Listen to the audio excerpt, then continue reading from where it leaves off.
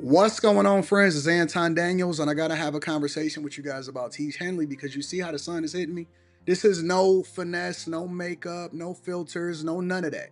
This is 100% TIEGE Henley. I use it in the morning as soon as I get up, right after I pray and brush my teeth, jump in the shower, and I'm hitting the streets because you never get a second chance to make a first impression.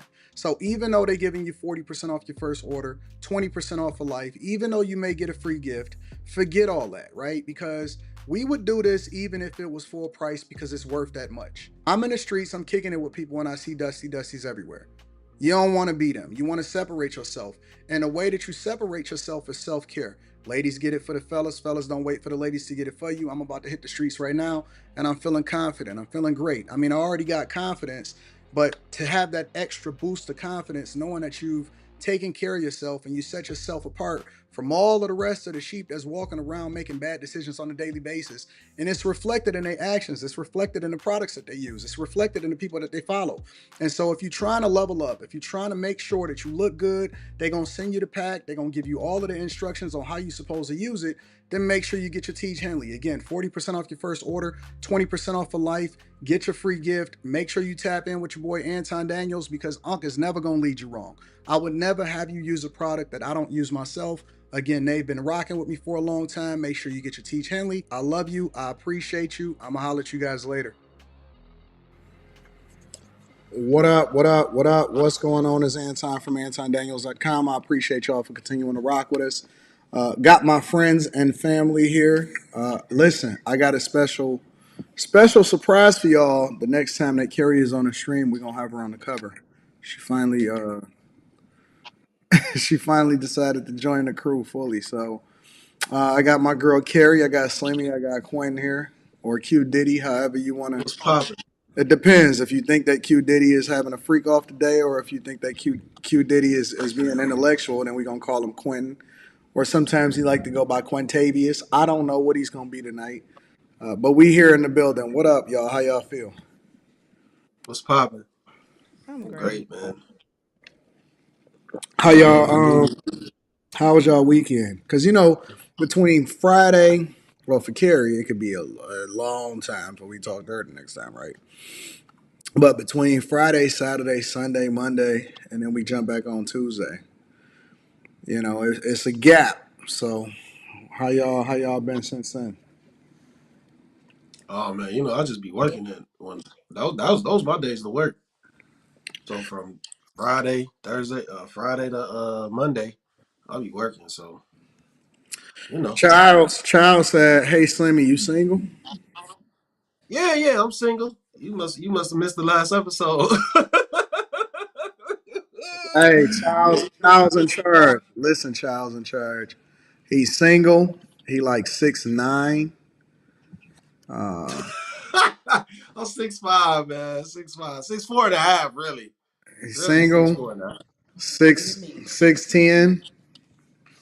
No kids out of wedlock. No kids at all. Stable No kids. job, Yep. and now he's a registered voter. Yep.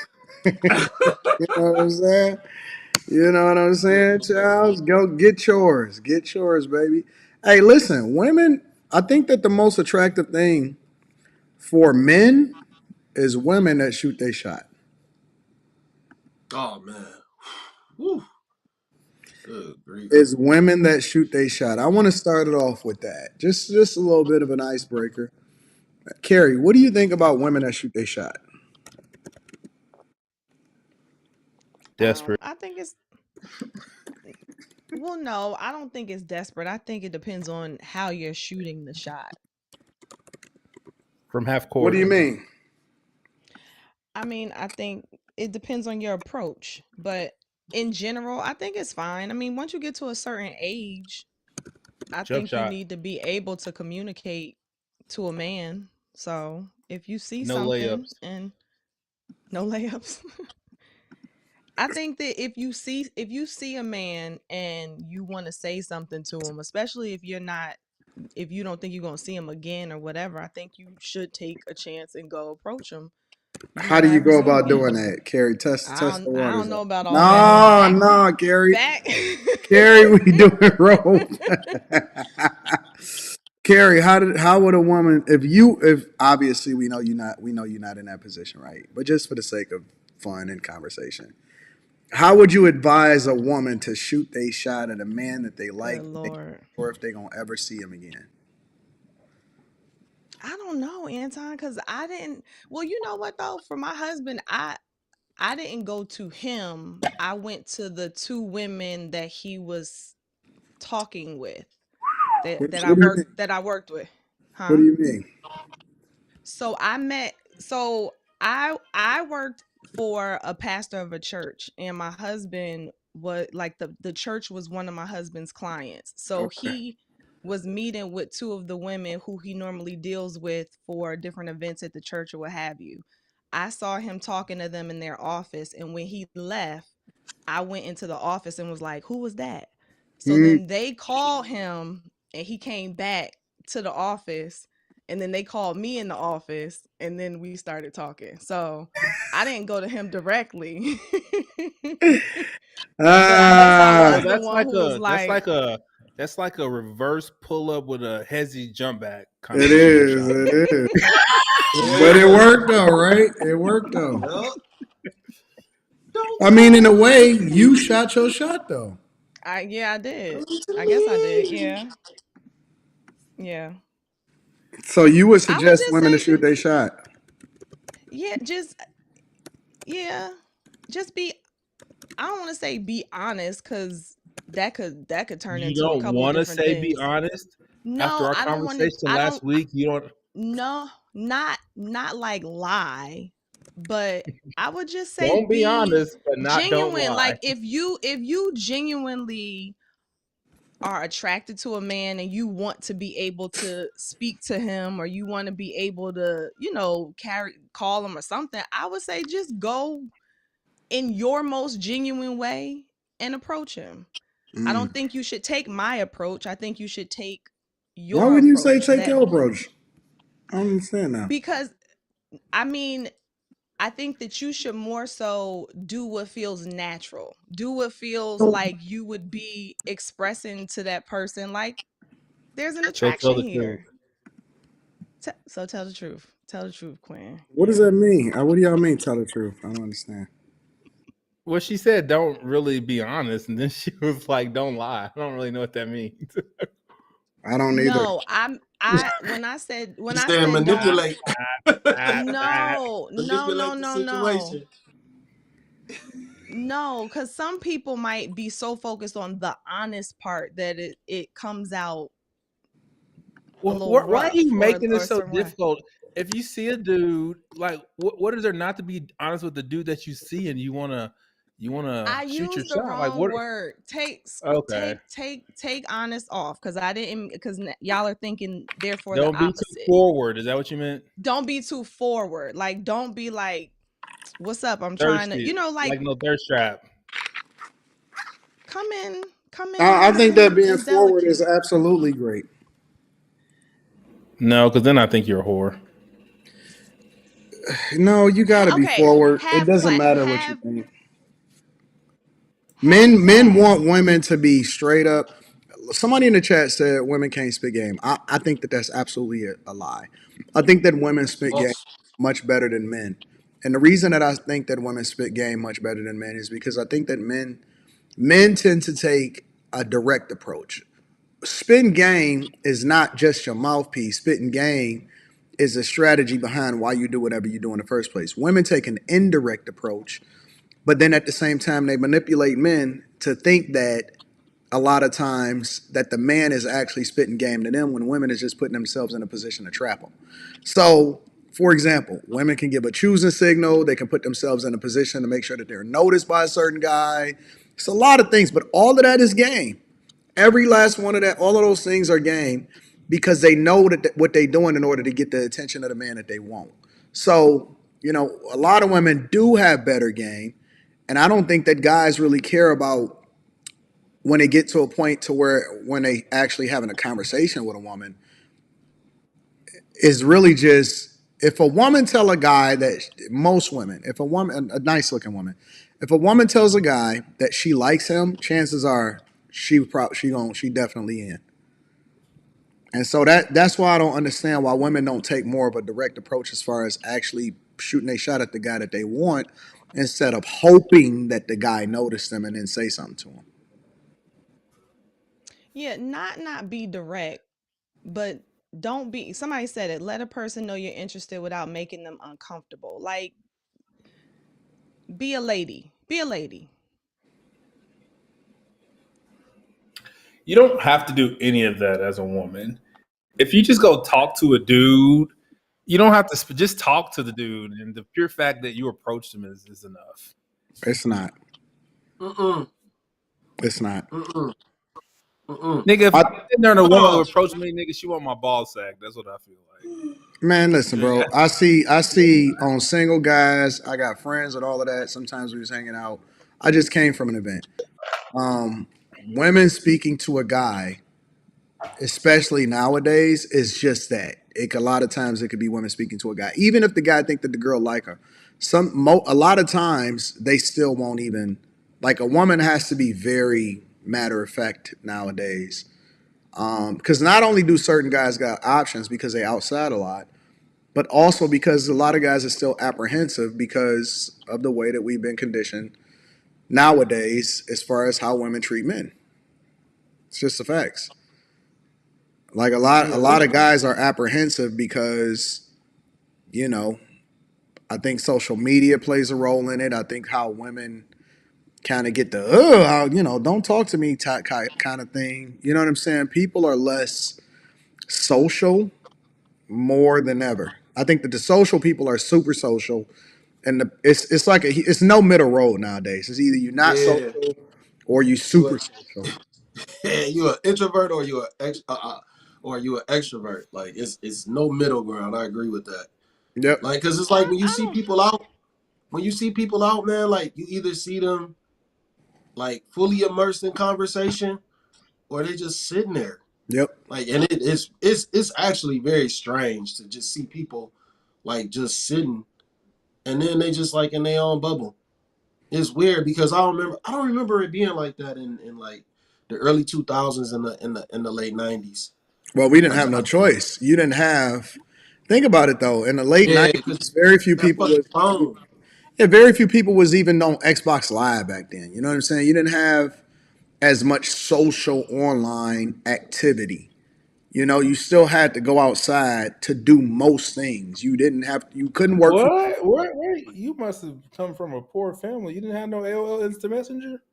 AOL Instant Yeah, Messenger is much different than us live streaming or on yeah, like Clubhouse or Whatever, nigga. We went straight from school to the AOL and talked to all the business.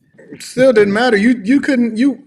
It wasn't no like it was in you was different states. yeah like that. It's not the same. We wasn't flying to different You people and all of that shit. You still had to go outside to do stuff. You had to go outside to get pussy. Yeah, You had to go outside to do all of that. You couldn't instant message a chick to get you over to them. Oh, y'all way older than me though, so that's probably what y'all We Yeah, are. that's what I was about to say. We weren't using AOL like We that at that wasn't. age. And so I mean we was using it, but like we weren't using it to connect with I That's people why I in other said we weren't states, like using it on like our yep. Nigga, you that. flights and don't stuff. what nigga, Yeah, what you mean? Like you put the ASL nigga when you talk to somebody? Let What me are you tell you talking something, about? bro. Listen. No, you were still interacting with people in your neighborhood from Yep. like you went yeah. out to You was interact. talking You about weren't like, you. let's sit at home and talk on the computer. You Mm-hmm. trying to go to Yeah, your friend's house, go places. You go to the mall to get numbers. You do all of that type hell of yeah. shit. Yeah. Yeah. Who got the most numbers? Yep. How We many would of meet these? up with each other. We would actually go to like we actually had we had under 16, under 18 clubs. Seriously, like Yeah, they did. Yeah, they had the yep. Yep, cotton We club had here. under 16 and under 18 They had the clubs. cotton So club. They sure had the cotton yep. did. club here. Yep. So I it never was went to different. none of that. We developed our social skills much more effectively, I believe, than the generations of today, which helps us in our jobs. It helped us communicate more effectively. It helps us to be more social. It helps us to have less apprehension. It helps us in public speaking. I think that we are much, much better off than these newer generations because they awkward as fuck. They are awkward like fish out of water. You speak to them and they be looking like, you speaking to me? Like, what the? Yeah, I'm speaking to you. You're the only one in here. You know what I'm saying? So Weird, we, man. we developed a different set of socials. I come from an era where when you talking to a girl, you talking to a girl all night on the phone. Y'all might fall asleep on the fucking phone That's a and fact. wake up, like, oh, you know what I'm saying? Like, you developed a different set of social skills. Yeah, I still do that from time to time. Talk to him, Slimmy. Yeah, I do for real. Like, cause I like talking on the phone. Well, Mm-hmm. I like talking on the phone to somebody that I like. Yeah, I feel You you. know what I'm saying? So Mm-hmm. like, I don't want to just put that out there. Like, yeah, no, it's somebody that I like. I still enjoy that conversation because it's I don't know. I remember it's just I remember rotary phones, and then Yeah. once you start calling Yep. somebody, you Yep. ain't trying to call them back. Like you're Mm-hmm. not trying to call them back and dial all Nigga, the you had numbers. you had a rotary phone, my Quentin, nigga. fix your face. Yes, we have Yeah, rotary I had a rotary phones. phone. Yep. you don't remember rotary phones, dog? Like Yeah, I man, that was remember rotary phones. I had one. man, it My was one in grandmother the had one. living room. Yep. It was one in the living room. It was one in the basement. Yep. We didn't Shit. have one. We didn't have one, nigga. Grandma Luby did, nigga. That's the shit. I remember being on the phone because I had three brothers. And then I could hear the phone pick up like these motherfuckers listening to my conversation. Like Nigga, I niggas, had that see-through phone that lit up when somebody called your room phone, nigga. we had them too. We had I them had too. that too. Like even nowadays, honestly, um, if I start getting too many text messages, a lot of people be like, Anton, you don't respond to shit, you don't respond to text messages and shit like that. I don't like texting, nigga. Like I Anton like texts like me, nigga. Nigga, me and Anton has the most like nigga air dry text ever. because We say because one word, bro. Nobody. We hit just read me that up. shit and don't respond. Hit me up. Like you ain't got to send me like unless you send me a text message like yeah we confirmed or some shit like that. Hit me up or send me a text say hey I'm about to hit you up or something like that. Other man I'm not about to be sitting here typing back and forth to you. I'm gonna call me. Hit me up. Talk to me, nigga. Tell me what you thinking. And I found text messages so dumb because you can be communicating something and not even meaning it the way that somebody is taking it but then they taking it a certain way, and then you call them like, man, what are you talking about? You know what I'm saying? So Yeah, that's how that's how yeah, that's how Freezy got on the outs.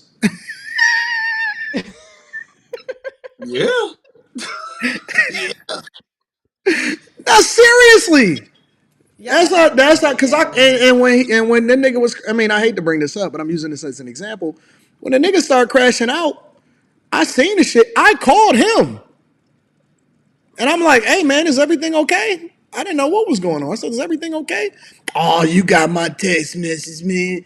I was like, nigga, we 40 fucking years old. Nigga, I'm not texting you. Nigga, call me if you got a problem. But I mean, seriously, people have conditioned themselves to Yep. only communicate a certain way. And I believe that that is fucked up. The culture is fucked up. Society is fucked up. Everything.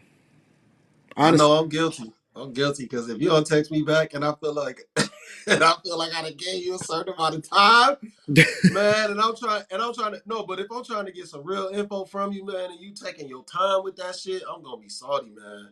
I don't Yeah. like cause like you know what I'm texting you over, man. You know But what what I'm if they're texting you busy? over. What if they're busy? Listen, Carrie, the Everybody know that I'm people super that the busy. So people that I'm hopefully don't talking nobody about, get offended by me.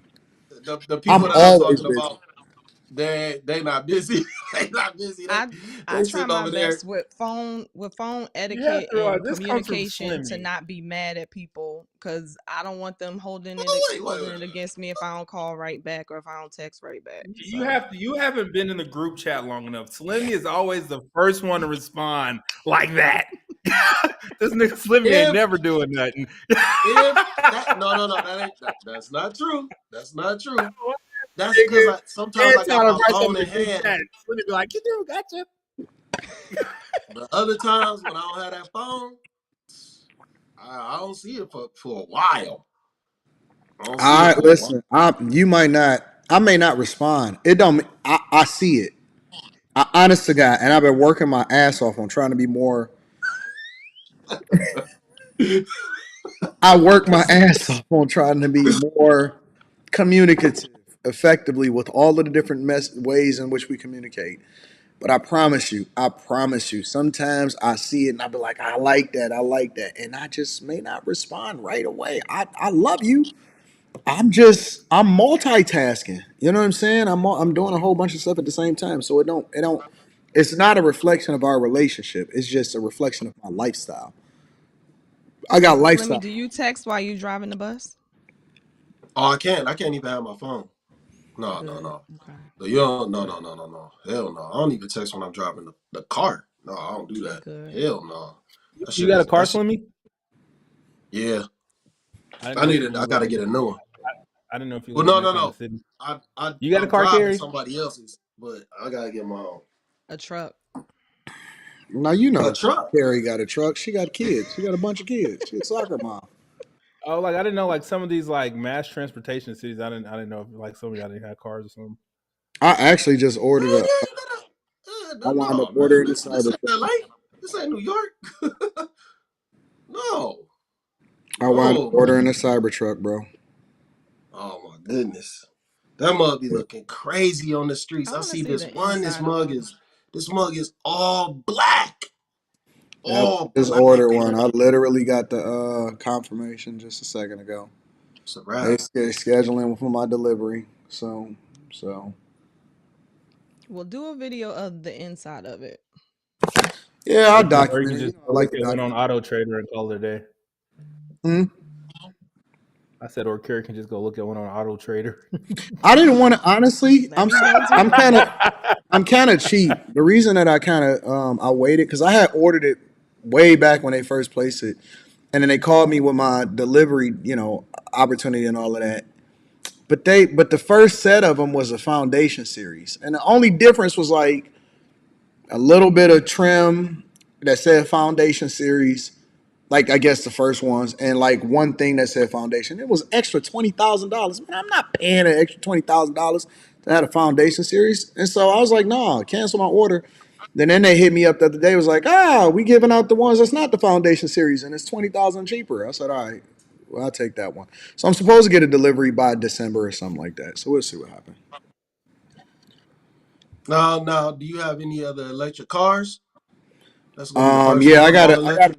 no, I got an electric Porsche. I got a Porsche Taycan. Oh, that's Hey, right. Okay. Yeah, I got a Taycan. I had a Now, Model Y before. do you like? Oh yeah, that's right. You said, do I what? Damn.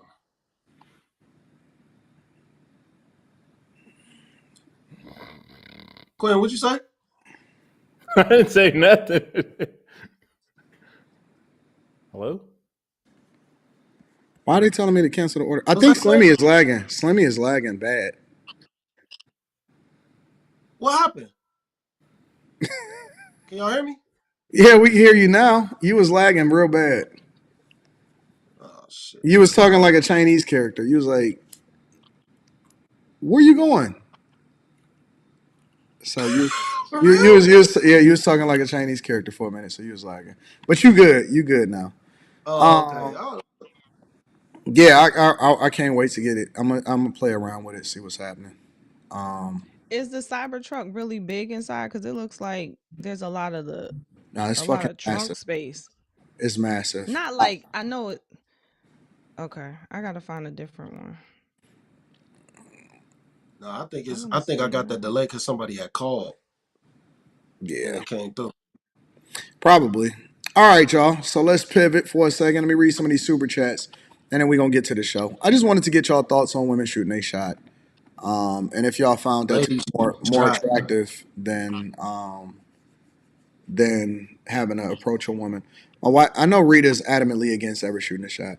My wife got a number from my sister. Got my number from my sister. There you go. AD, how you feel about priority health insurance? I don't really care for it. What? No, because I guess they're talking about from an investment perspective. Because I do stock club and stuff like that. Two, shout out to Two says a woman shooting her shot. I know I can smash. I ain't taking her too serious. She number 3 on the Damn. list. Like the chase. I don't know what y'all on, bro. Y'all smoking crack. Most women are gonna Proverbs 8:22 themselves to death. They don't want to put in no work, no choosing signals, nothing. How will men know that you're attracted to them if you don't show any signs? I agree with that. You got to at least show some signs. Free minutes after 9. I remember that. Yep. Weekend nights and weekends, baby. Nights and weekends. I forgot 80 about that. nights and weekends. 80. I saw you as more of a Bentley dude. Yeah, I plan on getting a Bentley too. I'm waiting on the new Continental GT. Respectfully, Carrie is so fine. She looked just like Sanaa Lathan. Husband is a lucky man. And then Molly says she loved Carrie being on the show. Yeah, I think that Carrie adds a perfect element. She's a perfect fit to. I think that Carrie is better over here than she is on Monday nights. To be honest with you, Yeah, it's too many high. Never mind. Carrie, do you enjoy? Which one do you like better, Monday nights or the East? Honestly, If you're forcing me to choose, I like it better over here. Cause it's just it's different. It's more chill. yeah. I think Monday nights is just for new people, Hmm. not people Well, that Oh, you hear that's from Monday. often. Because it's like whatever you have to insert in the conversation. We probably already said it before. not for me. It ain't for new unless you're people. known to bring a different kind of an energy. Like, I You can't gotta be stand people. savage. I can't You stand gotta be like savage. people's like Crystal pisses me off. which one is Crystal Crystal? picks you off. She's fucking annoying. Crystal, Which Yeah, one she is says The what she light that? has to skinned say. She always girl does like, that's yeah, she married. always like yells and then she goes like this. She goes, I like Crystal. I really like Who's Crystal. I fucking hate her, bro. Crystal is a light skinned chick. With the long Dude, curly she's hair? so Yeah. loud and like she like tries to be feminine, but nah, nigga. I No, like Miss Light. Crystal. I like her a lot. Yeah, she nice. Yeah, Crystal is dope. Quentin is different. Quentin got a different set of I tastes. be seeing I be seeing through this stuff. Molly. Mm. What about Molly? Molly, let us Oh, here know. we go. Here we go. That's Molly's Here we sister, nigga. They go. the same. Molly is chill. Yeah. No, nigga, Until she be she wanting gotta to. cut She you. be wanting. Molly absolutely communicates her point clearly, and then she sit back and she chill. And She and picks her and does spots. this. She's very clear. She's very matter of fact. She's gotten better too. I could tell she's gotten a little bit more settled, more comfortable, saying certain things. She's more knowledgeable as she talks. She's clear. She don't stutter. She is very, very much. I like them. I like Crystal. I like Molly. I like all of them. Yeah, Ava. Ava different. I like She, Ava. I like them all. And there was All another these girl y'all fucking had on light skinned. yesterday. I can't think of her Quentin be name. liking them at first, and then he don't like them no more. yeah. What's Quentin, what what's is that wrong with you, about? bro? What's that about? Why? I already explained this. No, I don't First you love understand. me, then you Please hate me, help then you us. love me First, they be again. like, they come over here real cute and chill. Then they get comfortable. Then that mouth start. Oh, that's right. He did say that. He did It's say that. a talk show, and if you don't talk, Yeah. then Oh, the nigga, show don't Carrie work. been fine since the day her mouth has been just on, like Carrie don't be getting Yeah, no like. yeah, but people are not always like people don't always come to the show for that. I think that they're more inclined to come when they know there's gonna be some back and forth, some real strong opinions. Like Carrie, that's why I people were think that asking for Trigger. Carrie is cool for Monday, but Carrie is better for an environment like this. I think that certain people thrive in in other environments and they do okay in others. You know what I'm saying? So I just think that it's different. Quentin, I think that you thrive over here more than you thrive on Monday. Because on Monday you just be like, fuck this shit. You know what I'm saying? And you just be like, that's it. Whereas over here, you can kind of crash out, come back, say you love people, laugh, battle Well, with on Slimmy. Mondays, You can go because through all of your different emotions. I don't want to run Q's show because I cuss all the motherfuckers out, making them want to come back on Monday. I don't want to fuck Q shit up. So I don't know. But I got to be on all of them. So y'all should feel bad for me. Feel bad. You Yeah, being I silly. don't get days off ever. I never get a day off ever. Every You single don't like show I'm on. Mondays? You don't like I Mondays? I love being on all of them. Oh, okay. I love them. I'm just saying that I don't get days off. Whereas y'all could just be chilling and stuff like that. I don't get days off. I don't get days off Oh either, yeah, nigga. because What you you got a talking Yes, you job do. about? You don't have to be on Mondays. Nigga, I got a real job on Monday. Nigga, what you talking I about? do too. I got all of the jobs. Yeah, I literally work every day of the week. No, I'm talking about from a content creation perspective, Quentin. Nigga, I'm Monday. talking Oh about yeah. from real life, nigga, getting paid $5.99 an hour perspective, nigga. Nah, dog. It's different for There's me. no day. I have to stream most. Sometimes there's been days where I had to stream 3 times in a day. Woo. Shit. Yep, 3 times in a day, new videos and all of that stuff. So it's different for me. So man, I'm not complaining. I'll never complain about it because I feel like I got the best job in the world. I have the best job in the world. But in reality, you know, it's no stopping. It's no missing. If I miss a day, if I make a mistake, I haven't missed a Millionaire Morning Show in 2 years.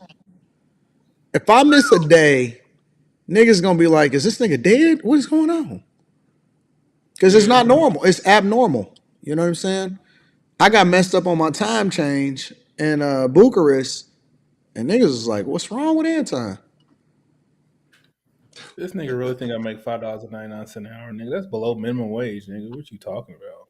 So, I'll be getting it. I get to it.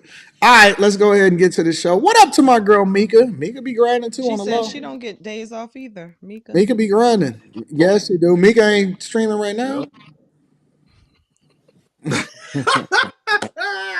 Nah, y'all do be Mika, he getting it. said it. I didn't say it. He And said boy, it. let me say this though. I know I you will do, say baby this. girl. What I do appreciate from y'all is y'all dedication to what we doing. And I say that because on the days that y'all are streaming, y'all are very consistent. And it's very, very, very hard to find people that are consistent. And so that's why I appreciate y'all. Y'all go to work and then y'all jump on a live stream with me and y'all get it in. So I appreciate every last one of y'all. You, Mika, Carrie, Quentin, Slimmy, Q, all of y'all. Y'all are incredibly consistent, and it's very hard to find people that's really dedicated to the vision. So I will say that. So no I cap. appreciate being on the platform. Shit. And For we real, for real. appreciate you too. Hell yeah. Yeah, I do be having videos dropping at 3 in the morning. That's a fact. So I'll be on a live stream videos Hey, that be coming out. I was on the Millionaire Morning Show the other day, and then Yeah. I seen the Millionaire Morning Show pop up on the screen. Yo, I'm like, yo, this nigga is into it for real. It is what it is. Y'all listen. Okay, and what does somebody who is withholding sex from their husband look like? And what does someone who's not withholding sex from their husband look like? Wait. What? It's me, baby, Somebody in 80. the chat. What Well, did they they said Carrie looks like she be withholding sex from her husband. I'm just curious, what does someone who doesn't withhold sex from their husband look like? I have no idea what that looks like. Like, should I pull something out? I mean, like, what What? should I look like? Hey, I don't know what that. I don't know what that. That don't even make sense. People just be saying stuff. Some of the thoughts are weird, just weird. But I'm sorry. Go ahead. That All caught my right, so attention. let me jump into it. Let me jump into the show. All right. Phenomenal icebreaker. Well, let me see something real quick. Let me take a call. Phoenix, what up? What up? I got you on. What up? What up? What up? Oh, you can hear me, yeah? Yeah, I can hear you. What up, Phoenix? I like that background. I might have to pull you up here real quick. What's the word, Phoenix? Man, I've been tuned in. Uh, I love. Can you hear me, bro? Yeah, I can hear you. It's it's a delay. You looking at it on YouTube. You got to look at it through the thing that you called into. All right. There we go. My bad. Yeah, I ain't know, man. You got it. Hey, bro, man, I've been watching. I'm proud of you, bro. I caught on probably late. I've been Anton Daniels been on my YouTube feed for probably like good 6 months, and I've been watching it, man. Because I started out doing music, and then I'm doing my podcast, and then I'm like, oh man, people really like my reactions when I give my commentary, man. And you inspired me, man, when you was just talking about, hey, as long as you got good commentary, you can come in here with a fucking iPhone 3 camera, man, and just come on and put that footage out. And I'm so Oh, sorry I missed you lit though. But let me show them what you got on. What you got? You want to be on real Oh quick? yeah. When I'm fully invested, man. I'm fully invested in All this, right. man. I Let ain't me show them stopping. what's happening. Give me a second. Yeah. What's up, Oh fella? What's shit! up, guys? What's Yeah, up with his camera is What's lit and poppin'? all of that. Yeah, he got a dope background camera, all of that. This shit is lit. Yeah. Creative players. That's not the plug, but that's just my brand, man. Creative players, man. We just saw it's like a creative player in the game. You got to work on everything to get to that 99, man. You Yes, gotta work sir. on all the skill sets, man. But that's my brand, man. That's what I do. But I love the show, man. And all that stuff you was talking, I'll just be like, man, from the election, my family, oh my God. I told them I was voting for Trump. Damn near they almost took my last name out. They told me my new last name, bro. And I'm telling you, they said you are removed from the family. I said, family, do y'all understand what's happening right here? Like, but I explained to them once they seen everybody start acting right after Trump got it. He said, President elect, one day that war is over with. He said it. Yeah. Like I've been, just on that other side, on that island, man. And a lot of folks didn't really understand. But I'm glad that once I found your channel and seen the way you was talking, man, I'm like, dog, I have to get on these panels and somehow get to you, bro. Come meet you, spend some money with you. Come. I mean, like, bro, but you doing your thing, man, and you are the most consistent, probably YouTuber I have ever seen. Like just morning stuff. And Thank you, I literally bro. study what you do. I'm studying where you putting your stuff, why you're doing that. And I'm like, okay, I got him figured out now. Tell me if I'm right though, Anton. Tell me if I'm right, bro. So from the Anton Daniels show, that's all in studio. It has to be in studio with the back. And when you on the run, you post on the morning show and all that. I'm like, I think that's what he done. I'm like, but the reactions, Nope. man, Nope. no, I ain't Nope. figured out yet. All right, I'm gonna keep So all watching right, it. so let me give you the game. Come on, man. I have a computer every single place that I go. All right. So, for example, I don't necessarily only thing I travel with is my iPad. That's the only thing I travel with is my iPad Pro. But I keep a computer everywhere I go. So I got a MacBook Pro here, out here in this place. I'm out in the suburbs. I got a MacBook Pro down in my apartment downtown, and then I have the whole studio set up to where I got all of the fancy equipment down there.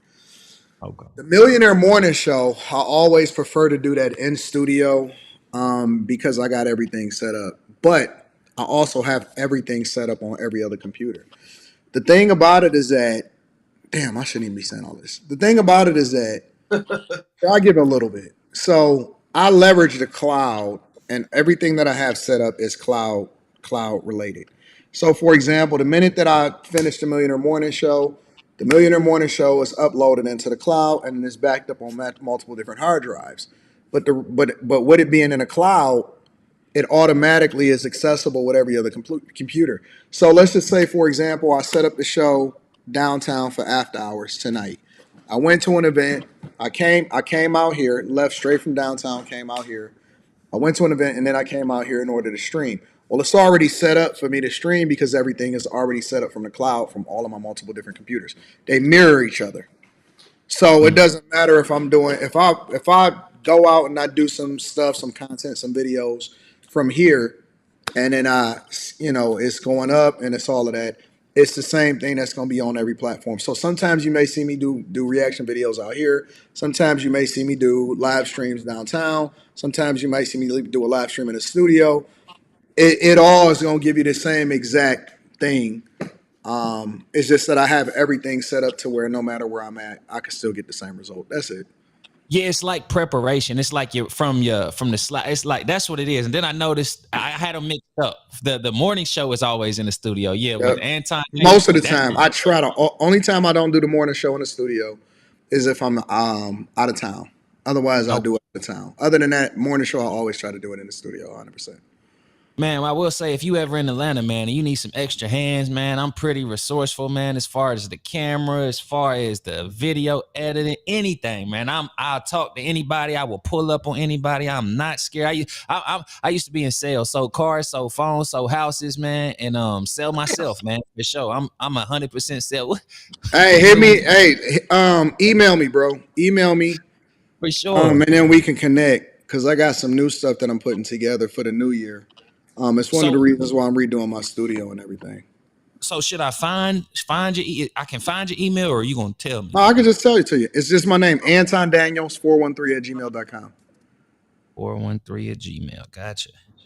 Yep. All right, I'm just writing that down. I'm definitely gonna do it, man. But yeah, my name Ronnie, but I go by Phoenix. That's my creative player, man. That's my creative right there. Yeah.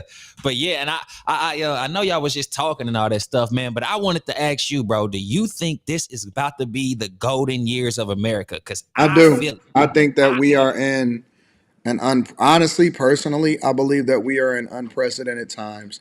I think financially, we're gonna make more money if you are prepared. So it's not gonna be for everybody.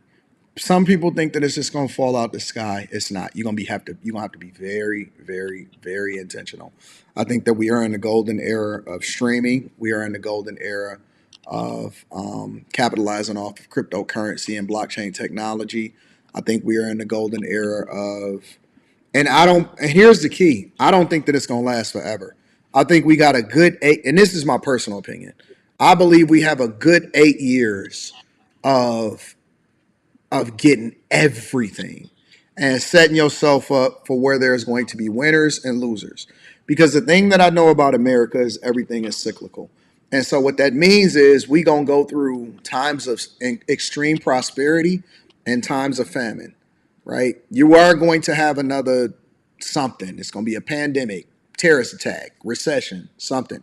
And then also what we tend to do as people is we enjoy prosperity and then we get comfortable and want something different. And that's when you'll see a change of regime. You're going to see a Democrat come through maybe. You know what I'm saying? Something like that. So I think we got 8 to 12 years of extreme prosperity and opportunity. And it's going to be a separation between those that really get it and those that don't. When it comes to, for example, content creation and streaming, I think that traditional media is pretty much dead. And so if you are not a person that is leveraging and capitalizing off of building your brand from a content creation perspective, you are going to be fighting to get yourself into it when you decide that that's what you want to do. You know what I'm saying? You have to be consistent. You have to build a brand. You have to build a following. You have to be loyal.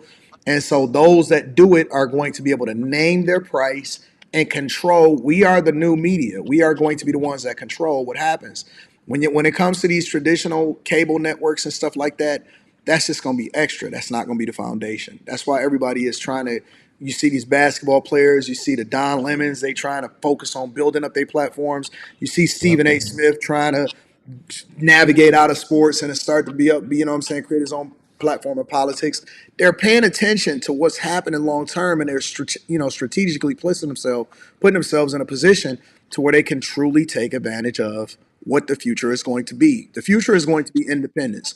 The future is going to be very, very profitable. Companies are going to be spending an extreme amount of money on individual content creators that can really tap into their audience, and they're going to pay you for your audience. All of the money is coming this way, all of it. And so, I don't like to speak too much about this because this is the type of conversations that I would prefer to just have with bag chasers. But I think that we are going to be in an unprecedented time of prosperity, opportunity, and those that really take advantage of it, they going to really make it. And then the other ones is going to go whatever it is that's happening in the economy at that particular time and be interdependent on, waiting on something to happen to them. That's my opinion. So seeing as how that because I seen you say you predicted Trump was going to win by a landslide, which I was out in the street talking to folks, and I'm like, I'm like, everybody I know is going to vote for Trump. So now I'm thinking like, could possibly Trump be a Trojan horse, kind of, so to speak? Like, could he be like they said? Hey, like you said, it's sick. I know what you mean. It's cyclical. It's gonna be it's ups, it's downs. It's gonna be changes of regime. It's gonna be good times, bad times. Yeah, it's cyclical. Everything goes in a circle.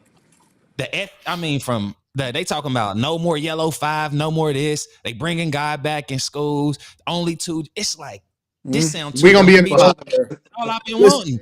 this is the This all I've era. been wanting. This is going to be an era where, because we don't listen. Diversity, equity, and inclusion is done. Affirmative action done. Um, no child left behind. Bullshit. All that shit is done. All of it is over. That shit is going away. You just being able to get a handout and a hand up, that shit is done. Now, what you will see is if you want to work and you want to grind and you want to get it, that's where all of them money is going to be in people that really put the effort in. The opportunities is going to be there for you to get it. So once in a lifetime opportunity before everything goes over to automation and all of that stuff. So if you're educated, if you're intentional, if you're consistent, if you have good work ethic, if you're a good person, you have the opportunity of a lifetime to make more than $1 million easy. However, it's going to be it's going to be a lot of people that waste the opportunity and they're going to blame it on the system. But nobody's giving out handouts no more. But you're going to have the opportunity to do what you want to do when you want to do it. You're going to be able to work as much as you want, make as much money as you want. And those that get it, it's going to be a small amount of people that get it, and it's going to be a bunch of other people that's just wasting their time.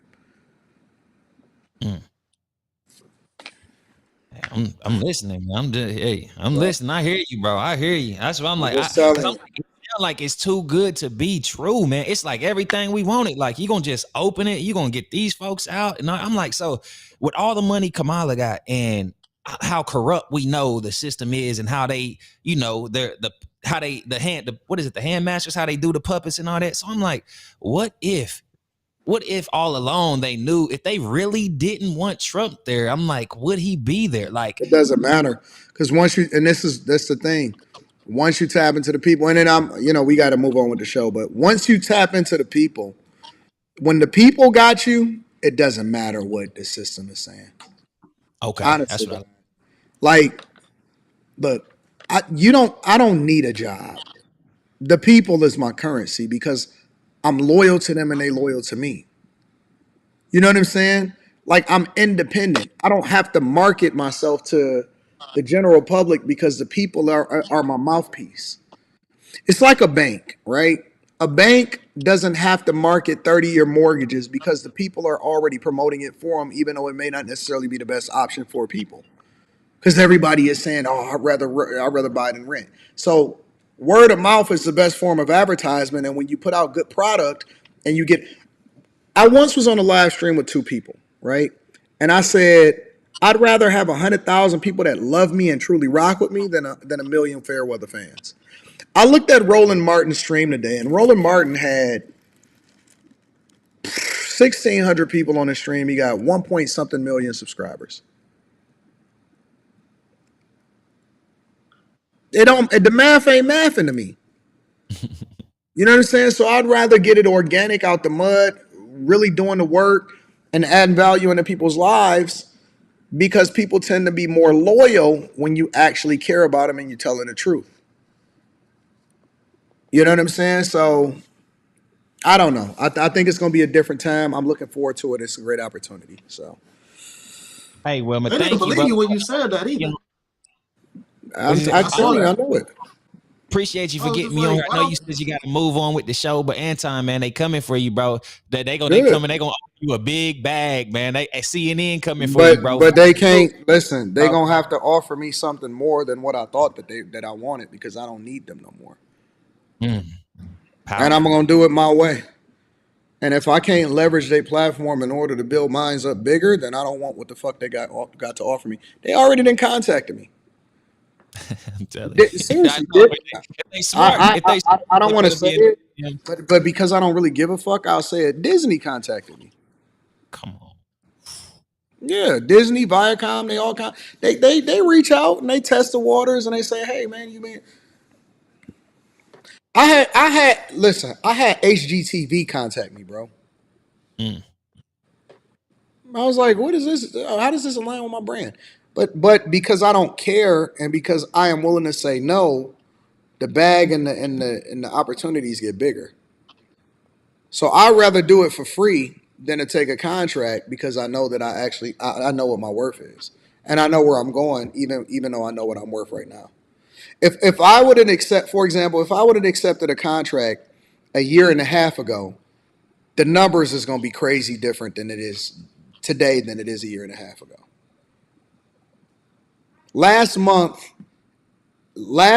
we did between all platforms, no shorts, 26 million views, over 3 to 4 million watch hours.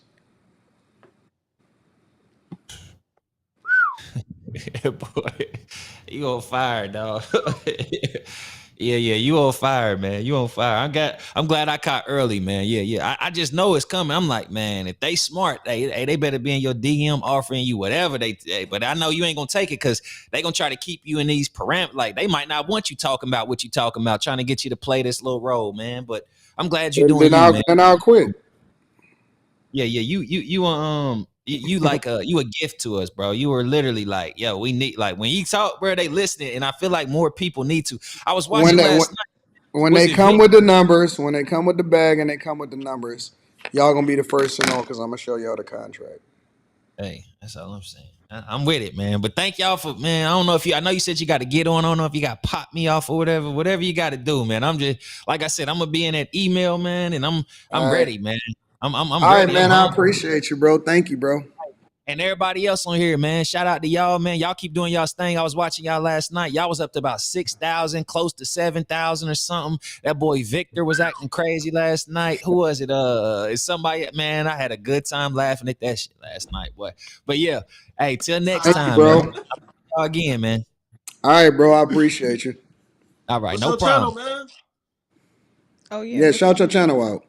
Yeah. Y'all can type in I got my reaction channel where I do a lot of commentary is Ruffle Feathers TV. Ruffle Feathers TV, and the brand why the Created Players. If y'all want to know more about that, just type in the Created Players, man. It's magnificent. If you're lost, you need to figure out what you're trying to do, what you need to work on, where you're gonna get. It's 33 hallmarks of a man, I would say, or person in general that you grade yourself on from 0 to 3, and that's where you figure out your where you at 86, 55, 32, whatever it might be. You know what you need to work on after you do that Created Players test, man. Yeah, but thank you, my friend. I appreciate you, bro. Don't ever stop, man. I'm repping you. I'm sharing you every time. I'm commenting, bro. I'm with you. Thank you, bro. Hey. Sure. All right. Y'all ready to get it on? Shout out to my dog Phoenix, man. I like him. It's Phoenix with an F. F-E-E-N-Y. F-E-E-N-Y-X. All right. All right, y'all. Let's go ahead and get it popping. So, let me see. All right. So let's get into S1E Hostin. So S1E Hostin, obviously, I thought that they would be done with this by now, but the view is absolutely crashing out. But it seems like they're starting to turn on each other. And so I thought that it would be interesting to evaluate this and have a conversation about it. This is one of the most recent episodes of The View. Actually, yeah, this is one of the most recent episodes of The View. And this is the conversation that they was having. I'm going to play it out. It's going to be a few minutes long, and then I want to get y'all thoughts on it. All right, so I'm going to fast forward it to where they was having a conversation. Very catchy. I hope the first time. How the democratic process is supposed to work by actually accepting the election results. Shocking. He congratulated Trump. He praised Kamala Harris for running an inspiring campaign. We don't have to get to this part. This is about Biden. Agree with the 8 to stands with bill, Vice President class. He's absolutely right, but his solutions are wrong. Kamala Harris outperformed him in Vermont. The lesson Democrats should take is not we didn't run far enough to the left. They lost rural voters. They lost working class voters. And listen, I was someone who I'm recognizing, reflecting on this election. I had the privilege of saying I'm voting on democracy because I'm a high-income earner. If your check engine light is on and you've got bills piling up on the table, you're not thinking about democracy. You're not thinking about the war in Ukraine. You're thinking about how will my life be better tomorrow. And the reality is this, we all sat around kind of wondering, who is the swing voter that will decide this election? And a lot of folks thought it was women and abortion. No, it turns out it was people in the suburbs who are like, I can't stand Donald Trump's personality. I don't like how he talks, but my life was better off economically when he was president. And I'm struck by this. But that's the middle class. We're talking about the working class. I'm talking broadly. Yeah. He was not just the working class that he won. He also got the largest share of young voters for Republicans since 2008. That was the height of the financial crisis. Young voters, maybe they care about Gaza, maybe they care about student loans, but to be honest, 2/3 of this country doesn't even get to go to college. They were thinking, am I going to have a job? Am I going to be able to afford the life that I want? And finally, suburban women, sure, they definitely care about abortion. They also care that they're paying to send their kids to college and their graduations are being canceled because there's protests everywhere and because people are out in the streets demonstrating over a war somewhere else rather than just being able to educate their kids. There is so much room for self-reflection from the Democrats, and I hope they have it. Every time Joe Biden bragged about how good the economy is, another vote of someone struggling went to Donald Trump. All right. Anybody else? I disagree. All right. I think I'd like to I'm gonna let her play it out, and then we're gonna have a conversation. All right. frame the conversation. I think Bernie Sanders is wrong. I think the more relevant question actually is, what is wrong with America?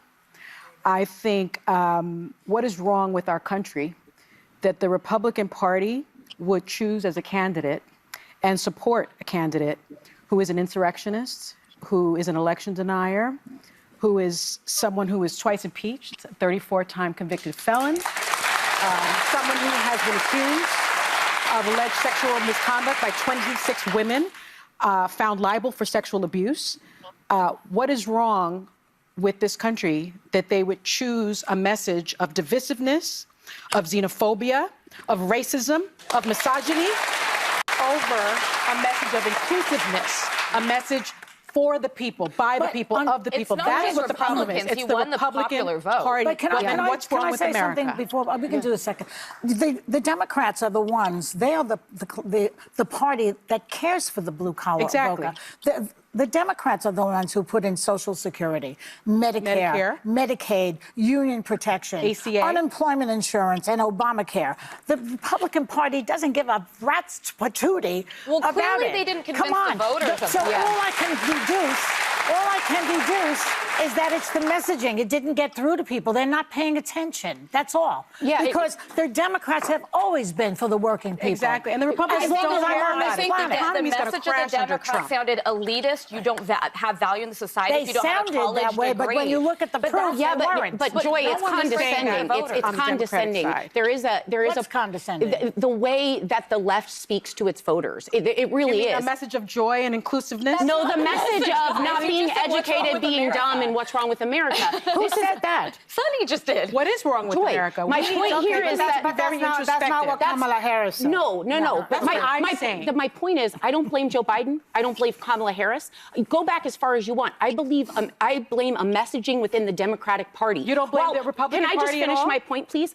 I obviously have a problem. Anyone has a problem with Donald Trump. The bigger question should be, yes, Sonny, why did they vote for him? Yes. In sweeping... So they need to be introspective. No, we need to be introspective. If we voted for Kamala Harris, we need to say, what didn't resonate with the voters? Do you know what didn't resonate with the voters? When they were saying we don't feel safe, and the left focused on defund the police and bail reform. Yeah. When they said we're worrying about... Can I just finish? Let me just finish real quickly. When they were focused on renaming... It's only an hour show, ladies. Joy, when they were focused on renaming schools, there were people saying, hey, students are destroying colleges. I paid for that. I sent them there. They can't learn. And everyone apologized for it and didn't want to attend to it. They also denied the border was a crisis and kept saying, no, it's fine. This is not a... There was a border bill, though. There was a border bill. Yes, but Joy, my point is they screamed. They didn't vote for him because he's a racist or a misogynist. They voted because they needed help in their everyday lives. What are y'all thoughts on all of them on The View is saying that they basically all voted for Kamala? But they also, two of them, her and the one in the green, is saying that they're self-aware enough to realize that middle America, working Americans, people in the suburbs, young people, old people, they swept the nation and vote for Trump.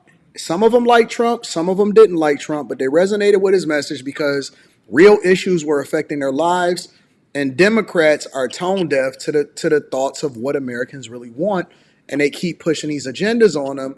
And now they're blaming America and blaming people and saying, what's wrong with y'all? What's wrong with y'all? Why did y'all vote for Trump? Similar to what Sonny Hostin is saying, versus what Republicans are saying. And they saying, this is how we going to fix this country. We need to get back to the things that we used to do that actually made us great. So as these women continue to argue and turn on each other every single day, now that this election is out, I personally believe that this is a reflection of what you see happening on social media across the board, not just what you see happening on The View. What are y'all thoughts on this as far as everybody starting to turn on each other on the Democratic side based off of what you see happening from the election? And if Democrats are completely tone deaf, and do they even get it, or do they even have the ear of Americans, and do they resonate with what Americans are today? Hell no. No. You don't think that they resonate at all, Slimmy? No. That should be sounding good. Like, and it sound and honestly, it's just like the pretty girl that you know, you see her, she's beautiful. She can talk, but at the end of the day, you don't really want to be with her. You know what I'm saying? Like, you don't really want to be with her. Yeah, she could talk, but like the things she say, you just don't believe that shit.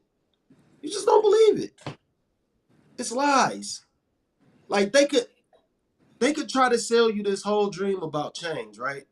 They kept talking about change and all this peace and all that shit. But when you really look at what happened and what took place, like how could you talk about change when the person you want to be president, who wasn't even picked or chosen, was the vice president the whole time for 3 years?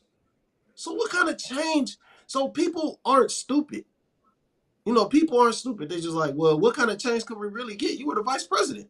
Now they could talk all that shit online, but a lot of people was lying. A lot of people was lying. They was not vote. They was talking all that shit because they don't want to be an outcast. They didn't want to look crazy to some people. They cared about their public image. But at the end of the day, they went in there and they voted for Trump, regardless of what they said about Kamala. They voted for Trump. Nobody believed that shit. Kamala Harris was lying about her identity. They took all that shit into consideration. They did not give a fuck about what they thought the outcome was going to be like when Trump got in office, because they already saw the results. They saw the results from both. You know what I'm saying? They saw the results from what we got and how the economy was before. They not, and people gonna talk about those checks and all that stuff. No, people saw that gas prices was lower. Man, it wasn't no fucking inflation. Things weren't through the roof. Bread was still $2.50. It ain't $5. Like, you saw what happened when that woman was vice president. So what could she do as president? Yeah. Some people just, I mean, they're not stupid, man. They could play stupid. They could play stupid all they want. But when it came down to it, they weren't fucking with her. I seen somebody's paycheck that make over $120,000 a year, and I was coaching them, and I seen their paycheck, and it was a reality check for me, because I realized that if they were making 120, and what they were trying to do, or the life that they had to live at 120, was wild. Because, some people will say, well, it's based off of how you live your life or whatever.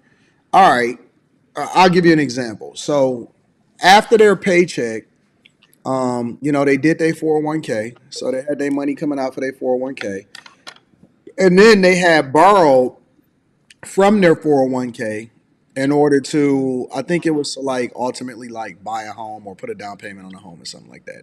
So they had to do a repayment, and their repayment was like 300 and something dollars a paycheck, right? And they had got paid every 2 weeks. So their repayment was like three something every paycheck. And then they had whatever it is that was coming out for their 401k. And then they had their benefits coming out because they had a family.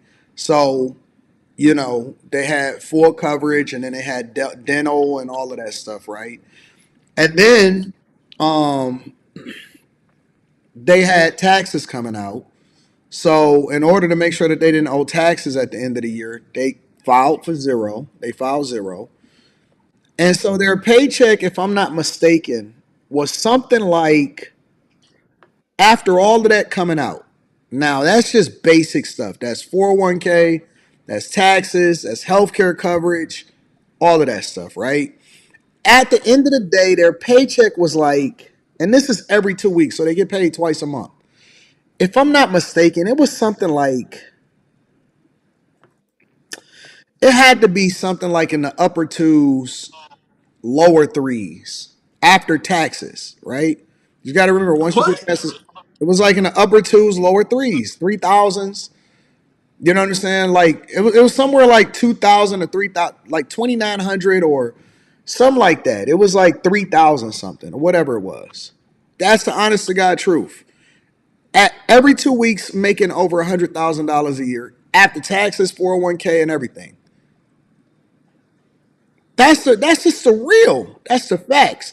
Now think about it. They had a family, right? Woo. They had a family. Now to the normal person, you'll say, okay, let's just say they make over, close to $7,000 a month take home after taxes. And the people know that sounds about right, right? Let's say you making, between $6,000 and $7,000 a month after taxes. Then they got house note, right? Their mortgage was like 20 something $100 a month. Like let's just say close to 2,800 a month when you factor in property taxes, because they take out that in escrow, and it was taking out insurance because that was all a part of the whole payment. So let's round it up to close to $3,000 a month. That's half your fucking check. And that don't include gas, groceries. That don't also include if you save it, if you're trying to put some money up, right? And then you also have insurance, car notes. They had 2 car notes, one for the woman and then one for the man. You know what I'm saying? Now this is a person that makes close to $120,000 a year. When you make close to $120,000 a year, and at the end of the month, you trying to figure out how much you can ultimately save, and you got kids,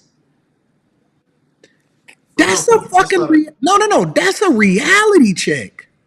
Yeah, that's bad. Honestly, that is a reality check. That's seriously, and you have to do this for the next 30 years, hoping that you don't get laid off. Now imagine people, the average household income combined is like $67,000 to $72,000 a year. Now, most people are not funding their 401ks. Most people are not putting money up. Most people are not, you know what I'm saying? They got credit. Now, this is a person that didn't have credit cards. This is a person that didn't have student loan payments because the student loans was already paid off and stuff like that. You know what I'm saying? So damn. When America started looking at stuff and they say, okay, what the hell is happening? Because I'm making over 6 figures and I'm not really sure we still got a budget to be able to go out to eat and shit like that. That's a reality check, because imagine what the person who's making $60,000 and $70,000 a year that has a whole family is thinking. Ooh. You're not living, you existing. Because at one point, making $120,000 a year was not having to live frugal. It was being able to thrive. It was the breakout moment. You know what I'm saying?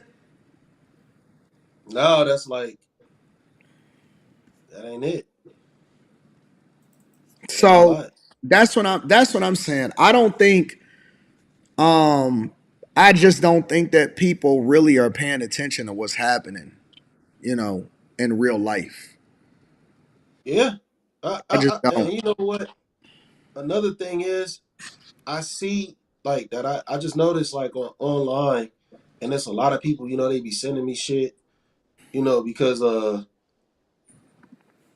don't know why they send me so much political shit. I try to tell them, man, like we don't agree politically. You just don't send me nothing, because I don't like everything just seems so media driven. Like the most of the things that people want to indulge in, they never want to do no real research and just sometimes really think for themselves.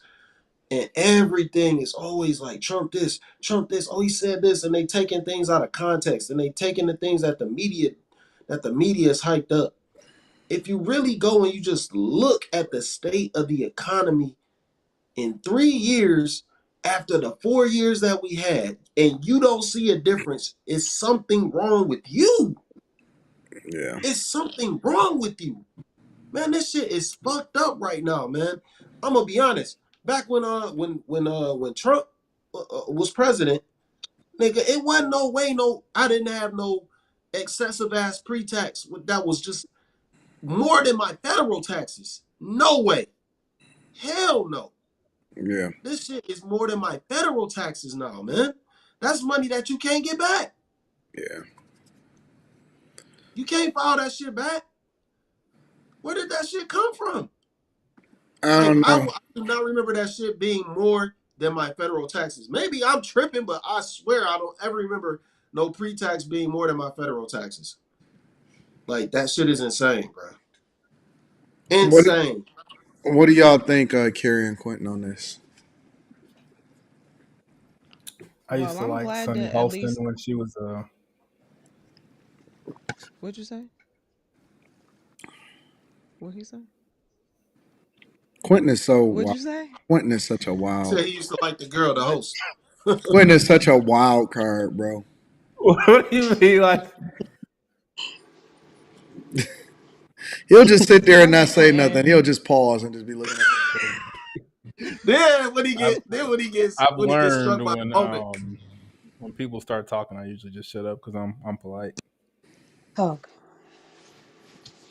Were you He trying to? lies. Was that a jab?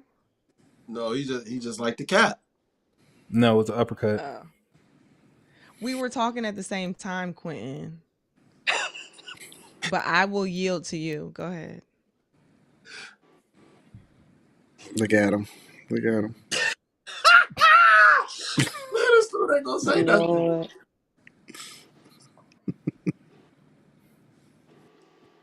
As Go Anton was ahead, talking, Carrie. I was looking at all the taxes I paid this year, and it was making me sad.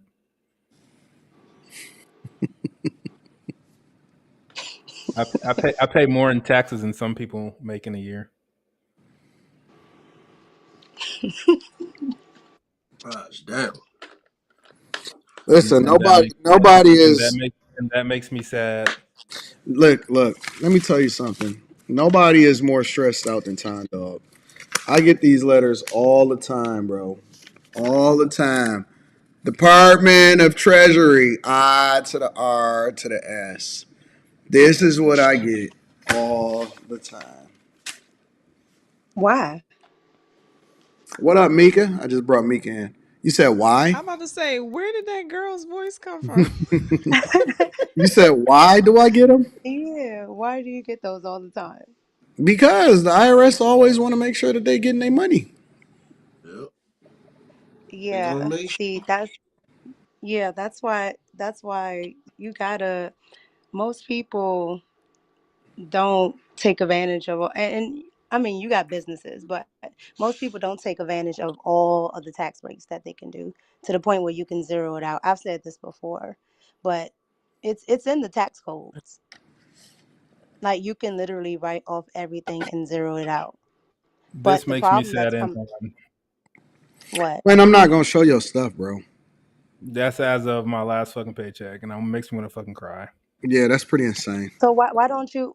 So do you write off your house, I'm not gonna show that though. I don't want to show your personal information. Quentin?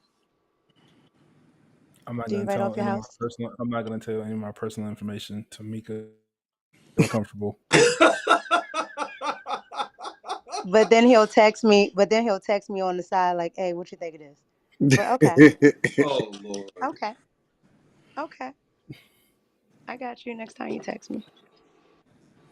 So, but I mean, well, Carrie, what was you about to say? You was about to say something too.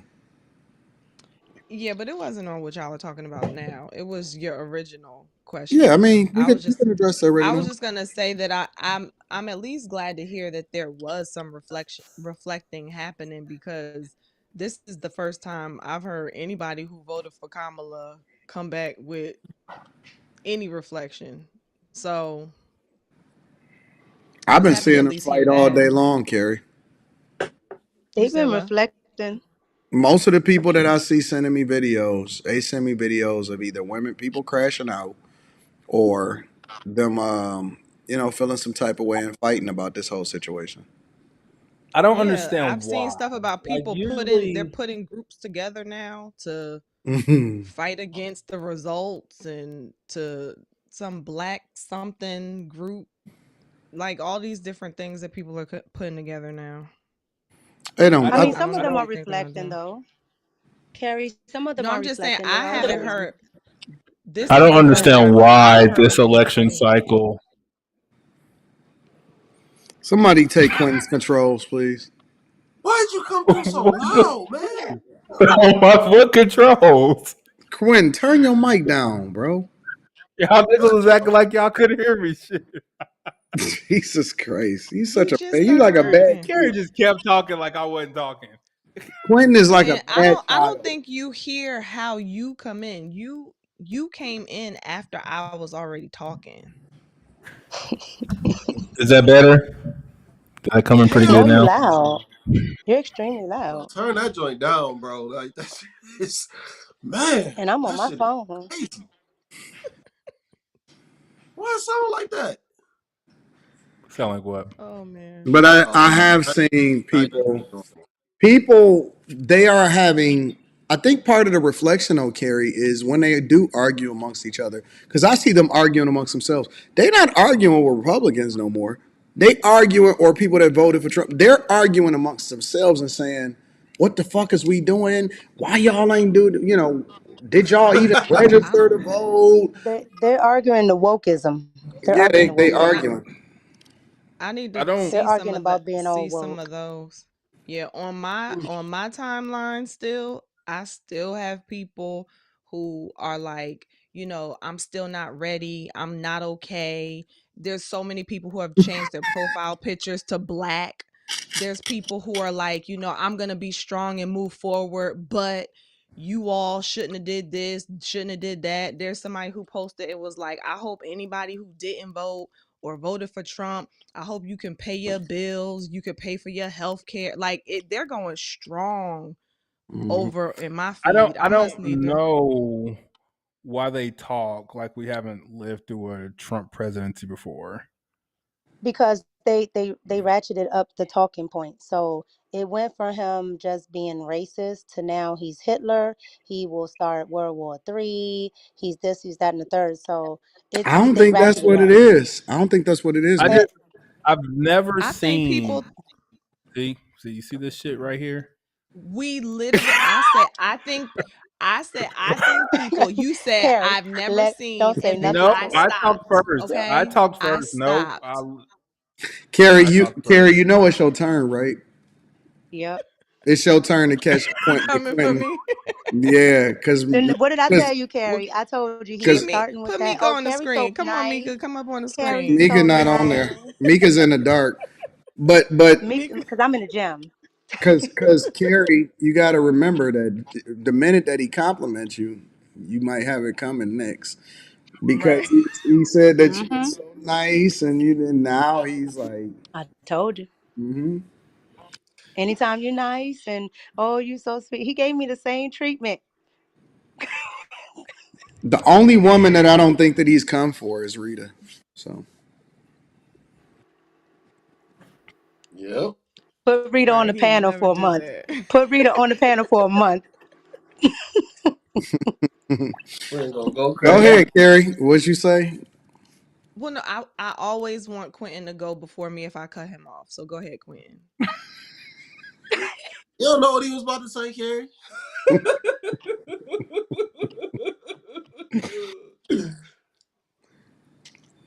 You Go, don't? Quentin. Quentin, we scared of you. Slim was right. I don't know what I was gonna say. Well, you lost me.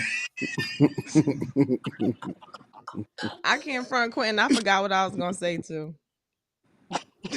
No, but I See, the chat said I'm right. You're delayed, I'm which means you're delayed. over talking. you're not Yes, delayed. You're not delayed, Carrie. that's what the chat says. It says Q, she Oh, is now you delayed. relying on the chat. Usually you're telling the chat to Now shut up. you relying on the chat and and Kamala. It's What? Kamala. And first of all, I know I'm country. You don't have to tell me. Thank you. But now let's get back on track, y'all. But honestly, I think that Eric D got it right in the chat. It is civil war in the Democratic Party, and the Republicans are laughing their ass off.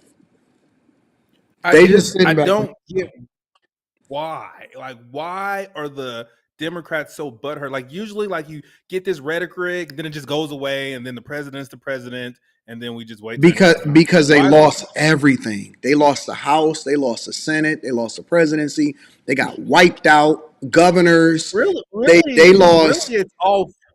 I think it's all fake because they ripped him in half for the better part of 9 months, and then when he win, they like shake his hand. It was like, all right, let's work together and get the country back in order. Like, did I what you've been But talking? he don't have to work with them no more. Look, the shit you've been talking the last 9 months don't matter no more. Like, what you mean? No, because he got the majority, so he doesn't have to work with them. So they're trying to get in his good graces because he's I doubt if he does, but he could seek revenge. He could do whatever he wanted to because he has the majority and he has the people on his side. Yeah, that's what makes him most powerful. You're right, Mika, because it matters that he has a Senate and a House. He has all three branches of government. But what matters more is that what he's doing, the people actually is backing him. And the mob is more Fact. powerful than Rome itself.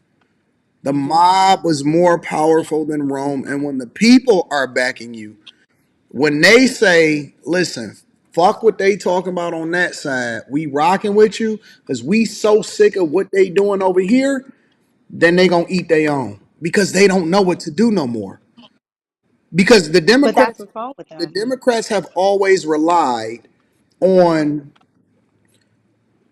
a whole lot of upset, super woke people to keep them in power. They are losing everything all at the same time. All at the same time. And it don't matter how much money they spend, it don't matter how many celebrities they can get to back them, they're losing their asses. It Did hasn't you been a see? beat down like this in my lifetime. I've never seen nothing like this before. Only one that can kind of compare is Ronald Reagan, to where Democrats only won. I think it was Michigan. That was the only state that they won. It was like a bloodbath then.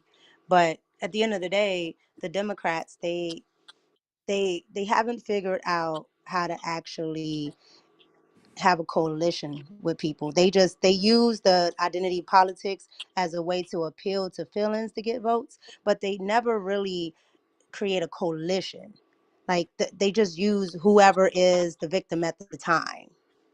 Trump But you actually used everyone to come with a unifying idea, which was the border, being an American, and actually having prosperity because everybody's going through the same thing, whether they're black, white, trans, straight, gay.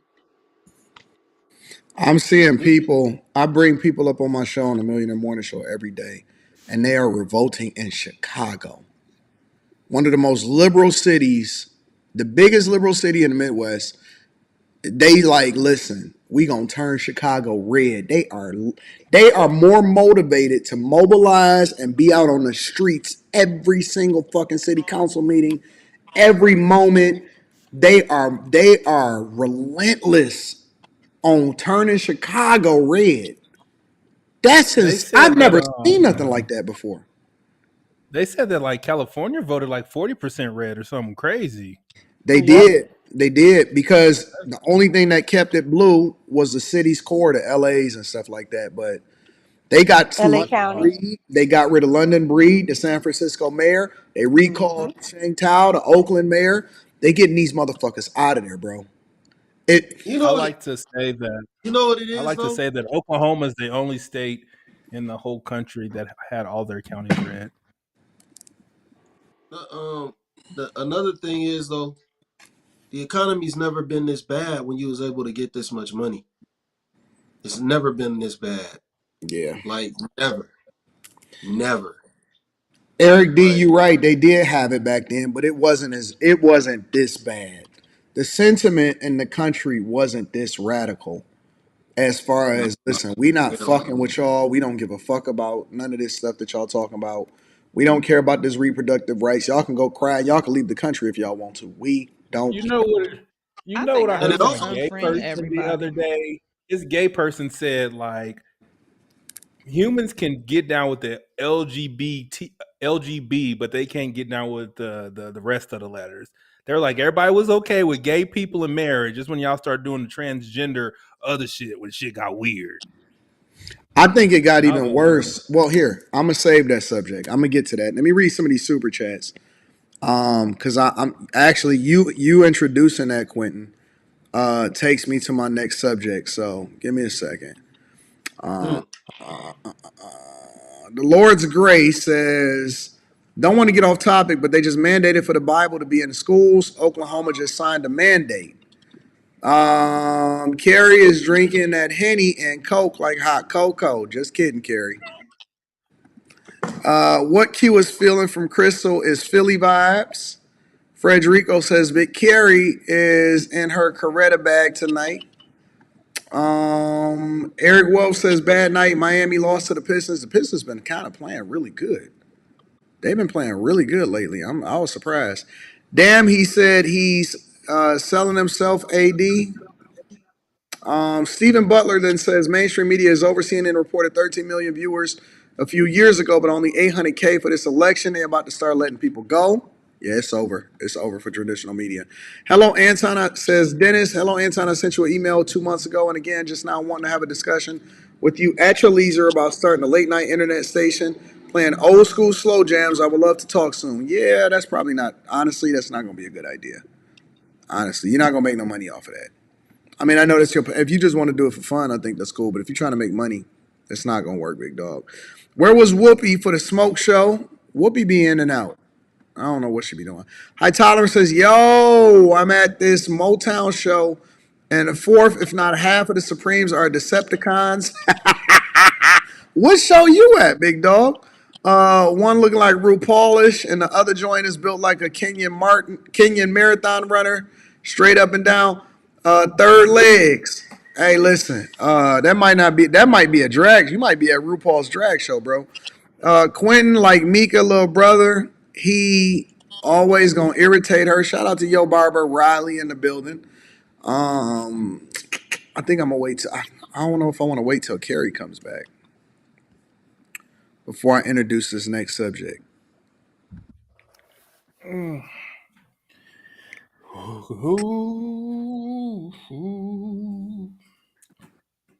I might wait till Carrie come back. I'm gonna wait till Carrie come back before I introduce that next subject because she got that super mic. Oh yeah. What's up, Mika? How you been? What you feeling? I'm good. I'm down in the basement working out. I'm feeling good. I didn't get the workout earlier today. So, You feeling better? yeah, I feel much better because last week I was struggling. I was on the struggle bus. Yeah, shout out to Mika. All right, all right. Do I got this queued up? Let me make sure I got this queued up. Yep, I sure do got it queued up. All right, so considering that, I'm going to introduce this next subject. Trump has been releasing a series of videos addressing what he's going to be doing on day one. In one of the videos that he dropped, he indicated that it's over for DEI and for the indoctrination camps as far as our colleges. Check this out. Tuition costs at colleges and universities have been exploding, and I mean absolutely exploding, while academics have been obsessed with indoctrinating America's youth. The time has come to reclaim our once great educational institutions from the radical left, and we will do that. Our secret weapon will be the college accreditation system. It's called accreditation for a reason. The accreditors are supposed to ensure that schools are not ripping off students and taxpayers, but they have failed totally. When I return to the White House, I will fire the radical left accreditors that have allowed our colleges to become dominated by Marxist maniacs and lunatics. We will then accept applications for new accreditors who will impose real standards on colleges once again and once and for all. These standards will include defending the American tradition and Western civilization, protecting free speech, eliminating wasteful administrative positions that drive up costs incredibly, removing all Marxist diversity, equity, and inclusion bureaucrats, offering options for accelerated and low-cost degrees, providing meaningful job placement and career services, and implementing college entrance and exit exams to prove that students are actually learning and getting their money's worth.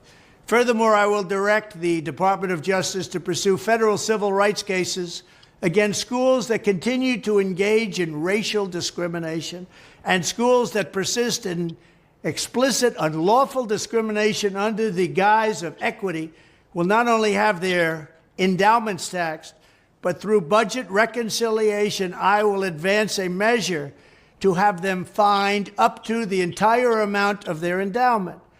A portion of the seized funds will then be used as restitution for victims of these illegal and unjust policies, policies that hurt our country so badly.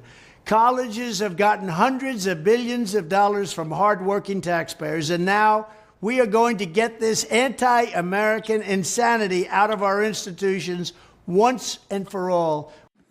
So, Trump says no more diversity, equity, and inclusion. No more discrimination against people that qualify but don't get in based off of race and gender. No more Marxist indoctrination. No more teaching stuff that don't matter. And no more subject matter that doesn't actually add to the American economy and get people the jobs that they actually need. We're going to have entrance exams, exit exams, all of that. And he's saying we about to get these universities together. And any university that don't fall in line and is continuing to go against the grain, they're going to fine them. What are your thoughts on this? I don't. Shit, man. That shit been working like that for so long. I don't even see how they can enforce this shit.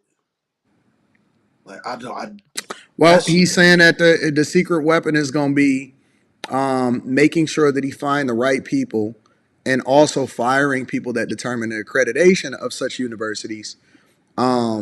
And then also being able to find and fire the people that is running these organizations that then accredit them based off of things that don't really matter, such as diversity, equity, and inclusion, and getting people in there that don't qualify.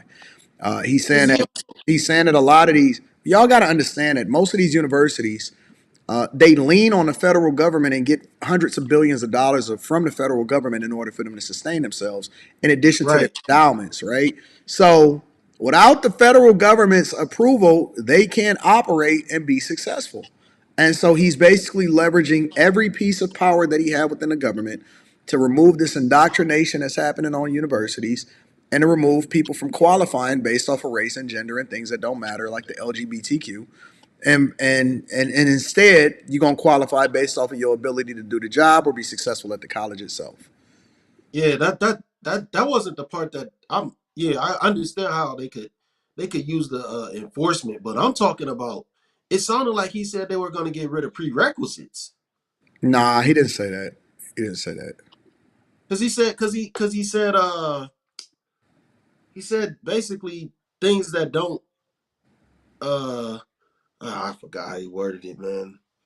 He's talking about like not having like things that don't add to the society, like women's studies. Okay. Yeah. Like Women's studies. you can't. Yeah, you can't use that anywhere. It doesn't add to the. Oh, a degree in women's studies. Is that what Yeah, he? and then having hires, DEI hires that have these little job titles that do absolutely nothing, and that wastes money. And then you got to also remember too, Don Lemon just did something on this, and he thinks it's reparations for white people. So he introduced that Oh, because brother, of with his sassy ass. yeah, because of what Huh?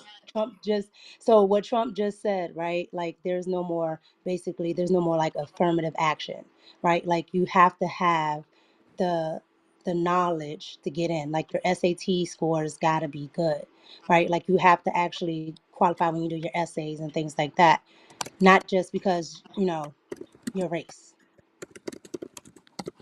Jerome, So, stop spamming the chat. We got your first suggestion. Go ahead. so they're Cause people basically be saying people be that. putting it in the chat like you don't see it the first time. We seen it, we just don't acknowledge what you're saying, big dog. Like y'all gotta read the room in the chat too. I know the chat is a co-host of the show, but if you say something the first time or the second time and people be like, you know what? We don't really acknowledge what you're saying, then that means that your shit ain't hitting. You got to find a different way to communicate. You can't just type the same thing over and over again and just be like, you can't, come on, fam. You know what I'm saying? So just a suggestion. That's like a nigga that tell a joke and the shit don't hit the first time and then he say it louder like niggas in hearing. Yeah. You know what I'm saying? Like, no, we heard We you. We heard just you. didn't laugh. It wasn't a good joke, you know? I had days like that before where I was in a room and I would say something like, damn, niggas just ain't rocking with my jokes today. Now just shut the fuck up. Like, you know what I'm saying? Like, I just got quiet. Like, all right, well, we gonna just have a more serious conversation because today everybody ain't in a joking mood. You know? Carrie, I seen you Yeah. had some facial expressions and you kind of muted yourself when he said a couple things like finding up to the endowment and all of that type of stuff. What was you?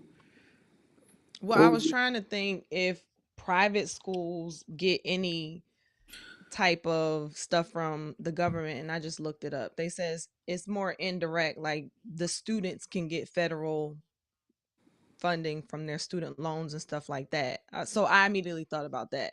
But I would need to know, Trump was kind of vague to me, and because I haven't been following the whole college university topic, I'm really not that knowledgeable of how much an issue the DEI stuff is in regards to admission. I mean, I saw like they hired the lady for Harvard and all. I saw from an administrative perspective a little bit, but in terms of the students and the actual university, I just don't know enough to have an opinion of if he's addressing a substantial issue or not. Oh, come, Carrie. You No, don't know what's happening on these specific to campuses. They had entire specific to departments where people were getting paid.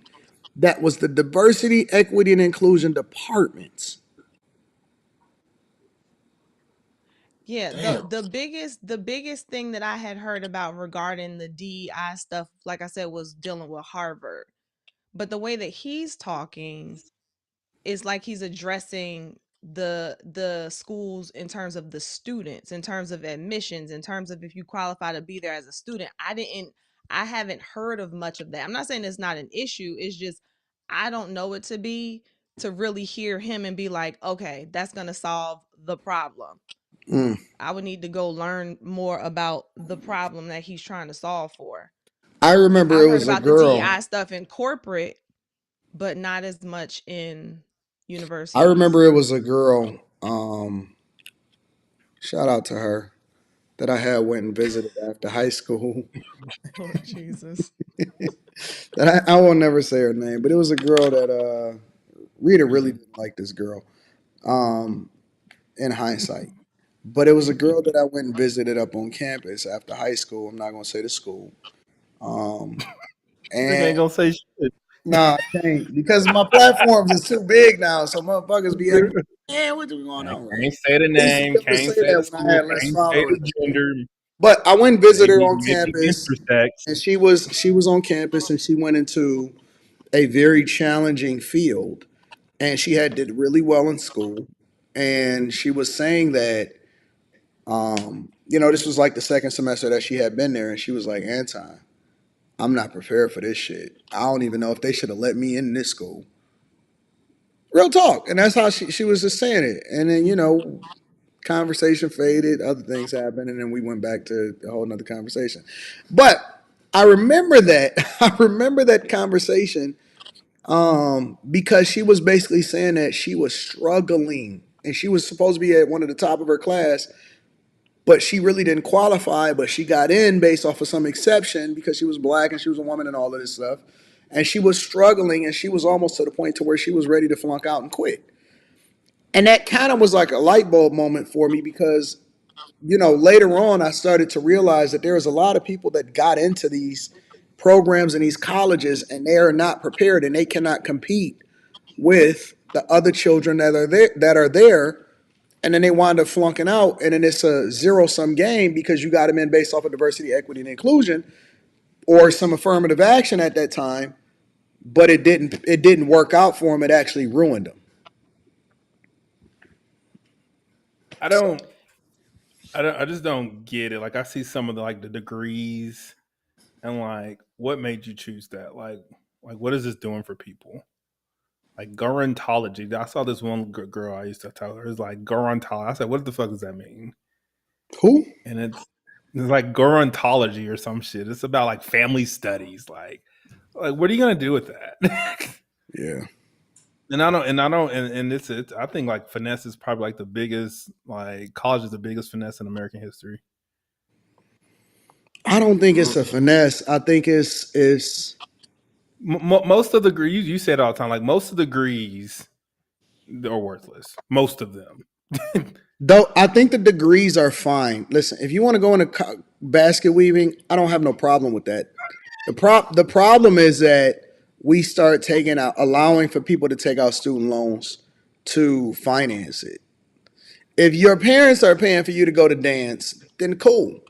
If your parents is paying for you to go to music studies, cool. But if you have to take out a student loan, that is a business transaction that is financed by the federal government, and in no other area in life will they approve you for some shit that you can't pay back, that they know that you later on is not going to be able to pay back. You know what I'm saying? And so I don't have no problem with a college saying you can do whatever you want, especially if it's a private college, because, that's a whole nother conversation. But I don't think that all programs should be financed equally when it comes to filling out that FAFSA and getting your student loans. I don't think so. But that's different than, that's not what he's talking about though, right? Like even with what Toy's saying, I agree with what she's saying. I knew people who went to college and got in just because they got in. It wasn't because they were black or a woman. They got in and they they struggled. But what it is you wasn't laughing because at, Carrie?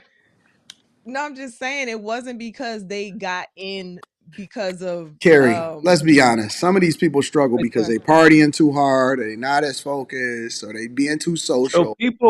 So you're telling me that's what I'm people are saying getting is- into Quentin, like really? He's so extra. He is a diva. So extra. Quentin, when did you become a You don't diva? want to hear sound? Like give a person an opportunity to hear, oh, he's about to say something too. Let me acquiesce and let him talk. You don't even give a person an opportunity to be kind. Do you see how You quickly just I shut the fuck up do you see how quickly I shut the fuck up when you cut me off? It's immediate. No, nobody is cutting anybody off. We just talking. You get quiet. You get quiet, and you do all that body language. Yeah, he do. He be clapping in the You just air. was like, He be falling out. Microphone is on the floor. Helmets is all everywhere. I get it. I was the youngest. I used to have to fight to get my words in. I used to get cut off all the time, so I get the trigger. So I'm willing to step back so that you can talk. They said don't hurt your elbow again, Quentin. Go ahead, Quentin, so I don't forget what I'm gonna say. I forgot. Keep talking.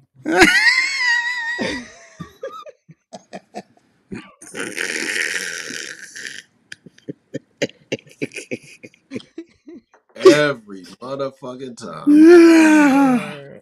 Lord. Go ahead, Carrie. What was you about to say? Hey, and he throwing you off on purpose, Carrie. He keep throwing me off. Yeah, I feel like I gotta go back and listen. I was because Anton, didn't you say something? Who said something? Quentin, damn it. It was Quentin. It was doing Quentin. No, we was talking about whether or not people could survive because they got in, and you were saying that you know, you knew people that struggled as well that went into college, and I was saying, well, Carrie, you know, some people was struggling because they was partying too much and stuff like that. Okay. But still, they're not getting in. I mean, they're not getting into those schools for the reasons that Trump is saying, which is why this is why I'm saying I don't know if he's solving a big issue, or maybe he doesn't like that schools like Harvard have kind of dropped down a couple of notches because of DEI. So it's not really the students he's looking at. He's looking at specific schools and the reputations they now have. Because I just don't see that as a big problem with schools. You don't But think I could be that? Do wrong. you know I how could be much wrong. they are pushing liberal agendas on college campuses? It's But bad, that's not. very bad. No, I Hey, would Because he was imagine also that. he was also talking about Marxist yeah, indoctrination and stuff like that. It was yeah. more than just Well, and that's DEI. why I said he was. I would have to really hear what he would intend to do, because to me when he mentioned those things, his solution was kind of vague. So I don't know what he means he would actually do about that part. Mm. Did you pick that up? No, I think that the solution was very much matter of fact, and I didn't see it as vague. He just So what did basically he say he said, would do to deal with the liberal agenda, the Marxism? What did he say he would do with that? no, he wasn't very specific, because you got to remember this was only a 2.5 minute video, right? Right. So he didn't go into specifics about pushing, rooting out the liberal agenda. I think that he was more or less focused on the qualifications of accreditation for that particular university. Got that.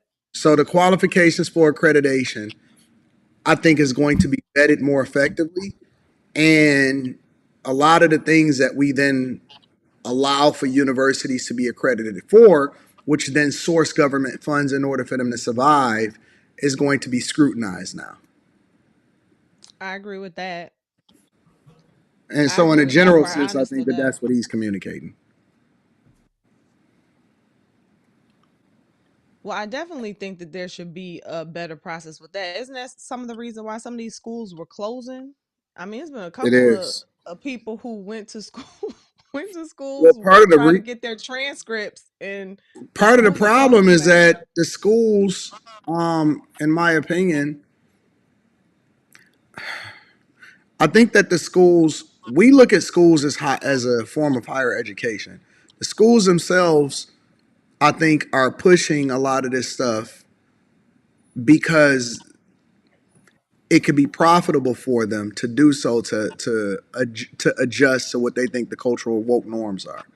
So, for example, you know, if you go to certain schools, they gonna push you to financial aid department. They're gonna push you into debt. They're gonna push it. They got, all of this stuff that's happening on campus that don't actually benefit the students, and it's become more of a financial windfall for the school than it is to actually educate the students while at the same time benefiting. You see what I'm saying?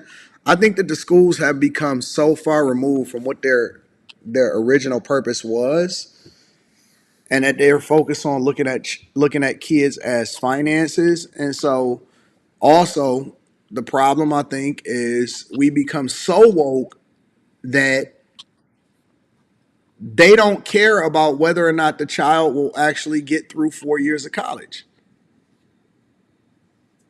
They're more focused on whether or not they can get the child in there in order to, get them approved so that they can pay for that tuition.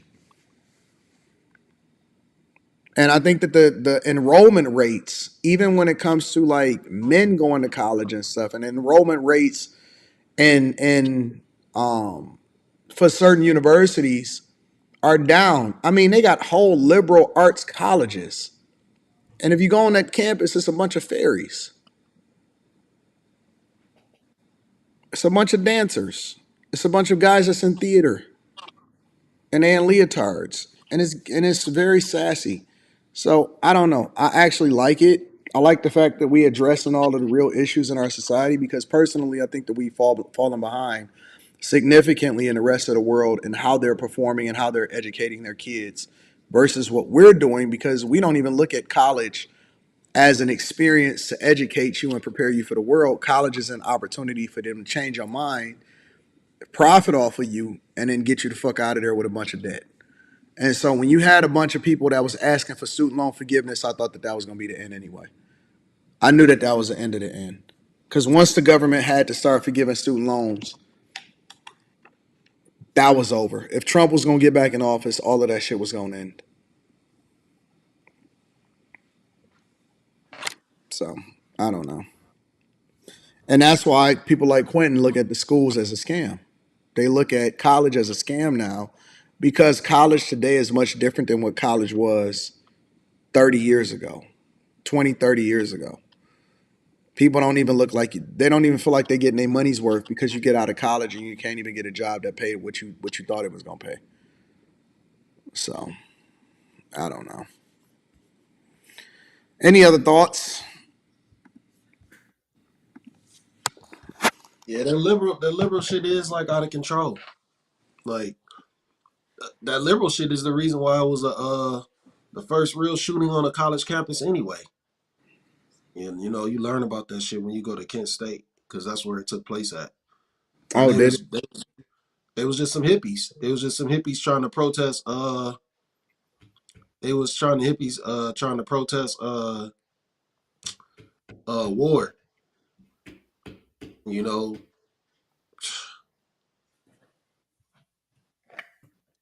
they got smoked. I don't even think that if y'all go to colleges is so much different than when I went to school. Even the stuff that people are talking about and stuff like that is so much different than when I went to school. It's crazy. So well, Carrie is conflicted. She don't want to say what she really thinks. Well, I don't want to have an opinion on something that I'm not totally aware of. And then, as much as I do believe that college has been promoted in a way where it's kind of like 13th grade, like everybody should go to college. That's what I used to think. I now believe that you don't necessarily have to go to college to have a successful life. I still think you should go to college if there's certain things that you want to be, but I don't quite think that I wouldn't make the generalization that you and Slimmy are making about colleges all together. I think that there still is a great variety in the type of college that you can experience. It is different. I mean, even the school I went to is different in ways than when I was there, obviously, but I don't think that I don't know. I had to do so. I'm gonna do But you some know they research on still what get Trump is federal saying because money I though, don't see Carrie. that be, huh? You know they still get federal money though. And how do you know Some it's of them different? do. And again, like I went to a private school, so we didn't. Hampton, their money is from their endowments, the alumni. So that's I recognize that makes a lot different in and of itself. So I even more so might not know of the schools that Trump is thinking about when he's, saying he wants to end all this stuff. No, Carrie is not lost in the sauce. She just does not know all of the issues in this area. My kids are up to 11. I don't need to right now. So I ain't lost. I got other stuff to focus What my was college attention like on. when you went to school, Thank you. Carrie? Huh? What was college like when you went to school? Oh man, about to That's take her down broad. memory lane, boy. That's a broad question. What was it like? What was the experience like? Did you stay on campus? What I was it stayed on like? campus. I had a good experience at Hampton. I stayed on campus the first year, and then I Huh. moved off my Mhm. last 3 years. Um, Is that a what historically else you black want to college? know? What you mean? What else I want to know? What was your experience I like? don't. How did? I mean, it was good. I mean, it was fun. I I don't know how to answer that without you giving me a direct question. Is that a HBCU? Yeah. Uh-huh. Did you enjoy your college experience? I did.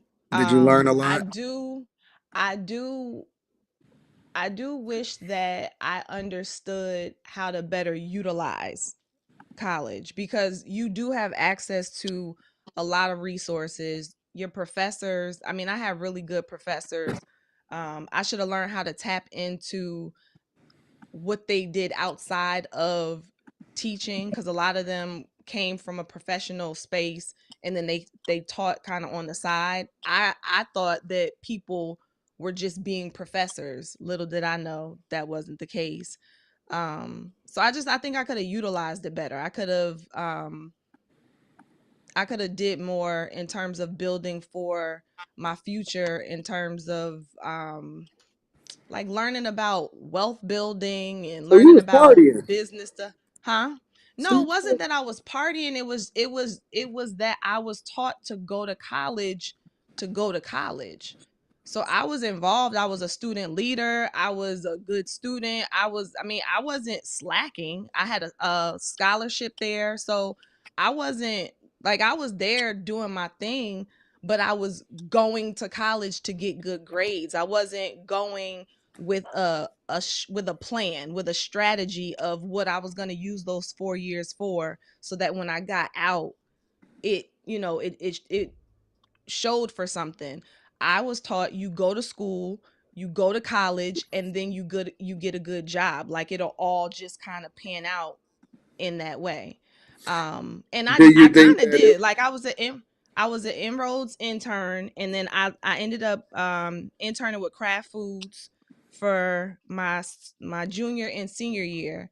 And then, I'm sorry, my junior year. And then after I graduated, I had a job at Kraft waiting for me. So that was good. I wasn't stressing like a lot of other people were. Company car, American Express card, good salary, all of that stuff. However, I had decided that I wanted to be in marketing. So I had changed my major, because at first I went to college wanting to be a doctor. I switched that. So when I graduated in craft, I started off in sales. It wasn't until they flew us out to Chicago that the VP of marketing let us know that you can't, in craft, we no longer let you make lateral moves. So you can't, anybody who's in sales, the only way you can get into the marketing side is you got to go get an MBA. Mm-hmm. So once I heard that, I was like, well, shoot, I still got to go. Like, I got to go back and do more schooling in order to get over into this department. So that was a huge turnoff. And that was kind of that's when I started taking more of the entrepreneurial route. So, Do you think it was worth it? ugh, I just would do it differently, because I walked out with a lot of debt. Like, my scholarship wasn't full. It covered part of my stay. So I walked out with a lot of debt. So was it worth it? How you did it, not would you do it differently. How you did it, was it worth it? How I did it, true transparency, probably was not worth it how I did it. Fair Because enough. I also think that a lot of, outside of craft, which I eventually got laid off of in the middle of a closing on my house, but whatever.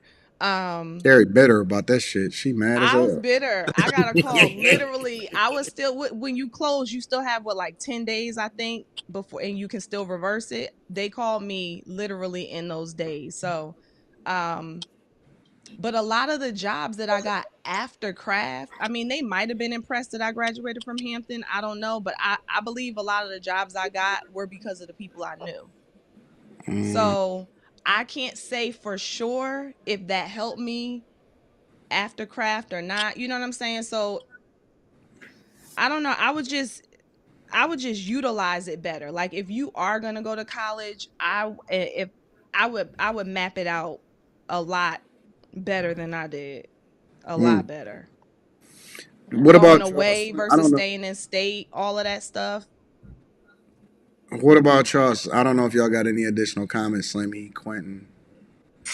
Man, As far as my schooling, bro, they waxed me, and I had to. I had to work. I never got financial aid like that, bro. Like, and I still to this day, like, I still don't understand it, man. I don't understand like how look, man, everybody was getting checks back. They would like, so when I hear all this stuff about like, oh man, like I never got nothing. Like I never got Did nothing, you but fill I out a had to go. FAFSA? Did you fill out the FAFSA? Yeah, yes. Hey, this one time it was so bad. I went to community college first. Community college. Community college. They You was ain't get a like, man, Pell. You ain't get a Pell Grant. man,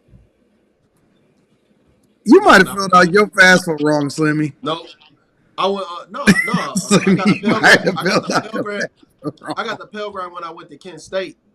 But man, like, man, that whole thing at community college, man, this shit had me hot. They called me in there. They was like, yeah, we gotta you gotta what was it? What was them checks? What was them checks everybody was getting? You The talking about? reimbursement checks? Yeah, Look, the refund checks. refund check, yeah. Yeah, So they was, so after you get your Pell Grant and after you accept whatever it yep, is that they give you on the FAFSA, what happens is whatever is not covered by tuition, books, room and board, you get a refund for that. yeah. Yeah. So everybody was getting these like they was getting 5,000, 10,000. I'm like, damn. I'm like, what's going on? Why I'm still paying on my pocket to go to community college? I'm working a job. These niggas going everywhere. They balling. They getting credit cards. So then they finally hit me with the in my email, and it was like, yeah, you got about $2,000 coming back from your from your grant. Yeah. I was like, oh hell yeah. I get there, they was like, well, we made a mistake. I was just like, what? They was like, we made a mistake. You don't really have it. I was livid. I was livid. I never went back to community college. That was it for me. So you quit And then because you ain't getting no refund check, Slimmy? no, it was just because I felt like it was I really couldn't I wasn't getting like I wasn't learning nothing. I wasn't learning nothing. Like yeah. So when I went to Kent State, I never got enough. I never got enough money, and I was working, and then eventually they eventually they just put me out, man. They was just like, well, you still you can't you act we can't actually kick you off the campus because your room and board is paid for, but you can't go to class. What? So I was just, Slimmy, did you? yeah, What do you mean? man. I didn't have enough money. I didn't have enough money to continue classes, but room and board was already paid for By through my who? loan, through my student loan. So my But your student student loan loan paid for my. supposed to cover the rest of whatever Why your didn't the tuition student is. loan cover the class? I don't know. I don't understand. This is what I'm saying. This is why I was just like, yo, man, what the fuck is going on? Why you So ain't go to I the? mean, Why I'm you ain't in here go to with the financial counselor. aid or the I'm in counselor? there with the counselor. I'm in there with the counselor. I'm in there with financial aid. And I'm like, yo, how can I not go to class? They How are took my your money, classes not paid Slimmy. for? They took I'm your just like, money. how are my classes not paid for? Where'd you go to And I got DeVry? all You these went to loans, huh? DeVry? Where'd you go to DeVry? No, I went to Kent State University. Well, Slimmy, you might have went to one of them schools where they was like, "Hey, man, what you doing on the couch all day? You got to make Nah, sure that you got to make sure, man. You got to do something with your life, man. You might have went to one of them man, bro. schools. Slimmy. Man, like Kent State You went to it's a university. ITT Institute, something At like the that. college. No, hell no. No. No, ITT closed. I They end up know, because closing. there was one of them. Hey, man, what you doing with your life types schools? No, that's a major university. They play football, college football on TV and Not shit. no. You thinking about the wrong ITT, bro. No, I'm talking about Kent State. Oh I'm talking yeah, about yeah, Kent yeah, State. yeah, yeah, yeah. No, I ain't go to ITT. No, my homeboy went there and they robbed him. They robbed my boy. Yeah, that shit was corny, man. Yeah, they did some foul shit. All his credits, he had went all the way through. All his credits that final year, they did not count, man. Like that shit was wow. They ended up not being Everest. not being recognized. Yeah, Everest. It was called Everest Institute.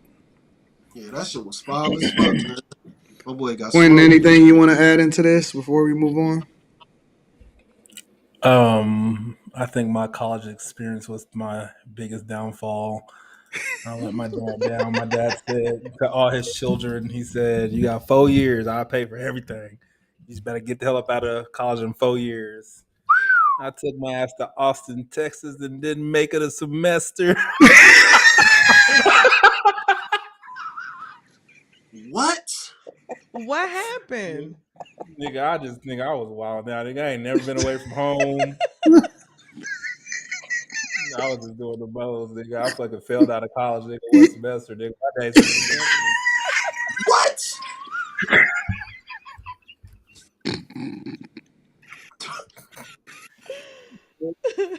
How? He said, "I told you the stipulations." He said, "Come on home, or you can stay. Come on back. He said, "Come on home, or you can stay there, but you paying for it." I didn't have no money, so I had to come home and get a job. Damn, man. A semester? That's like 4 months. Oh my goodness. Fuck. Lord. One semester? It was rough. How is it just a semester, dog? What was you doing every day? Nigga, like, have you been in Austin, Texas? No. Nigga, it's like Party Town, USA, bro. So you flunked out because you was partying. Fucking drinking and Jesus fuck. Oh my God. I thought I was gonna cheat my way through college, and it didn't really work out that way.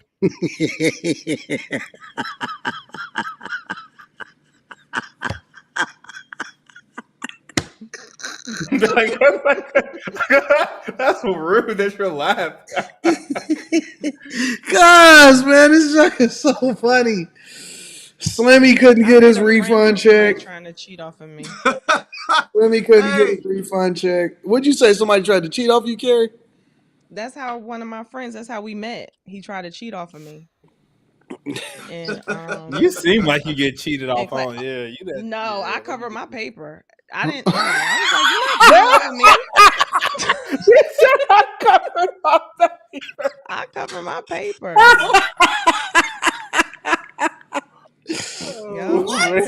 He was some rich dude on campus who thought he was going to cheat his way through college.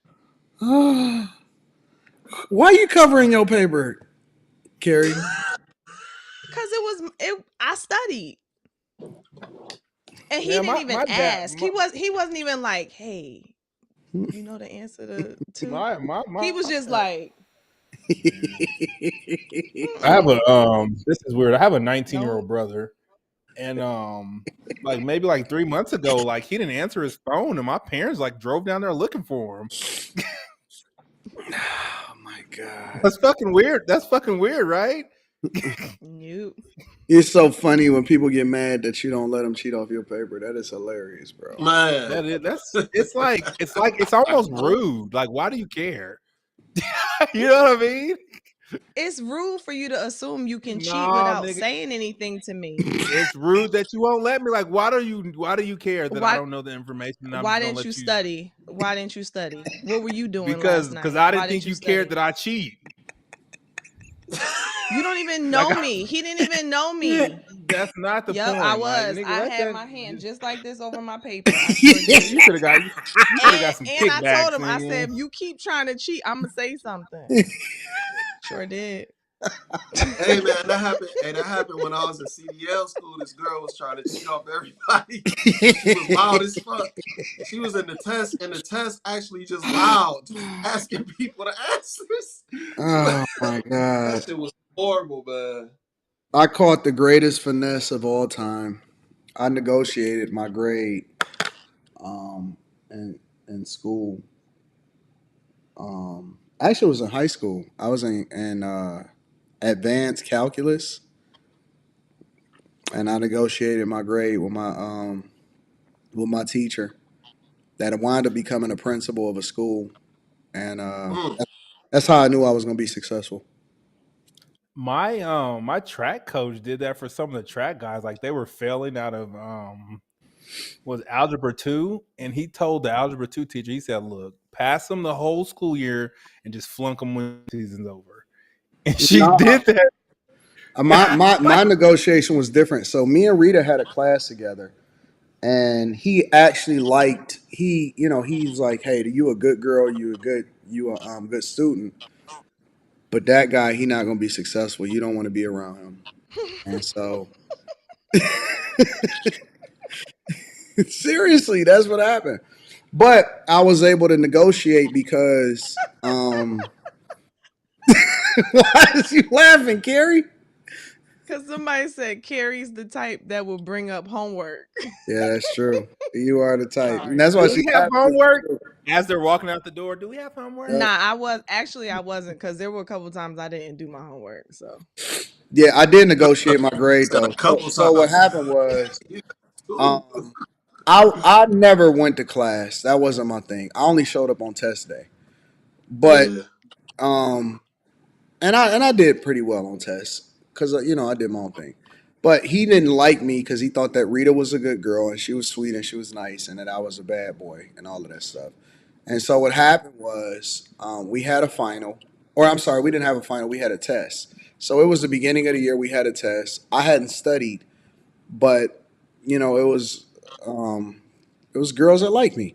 So it was other classes prior to that. So usually what happens is you have another class prior to that, and then if you get the hardest classes, if you're smart, and this is how I would think, I still think this way today.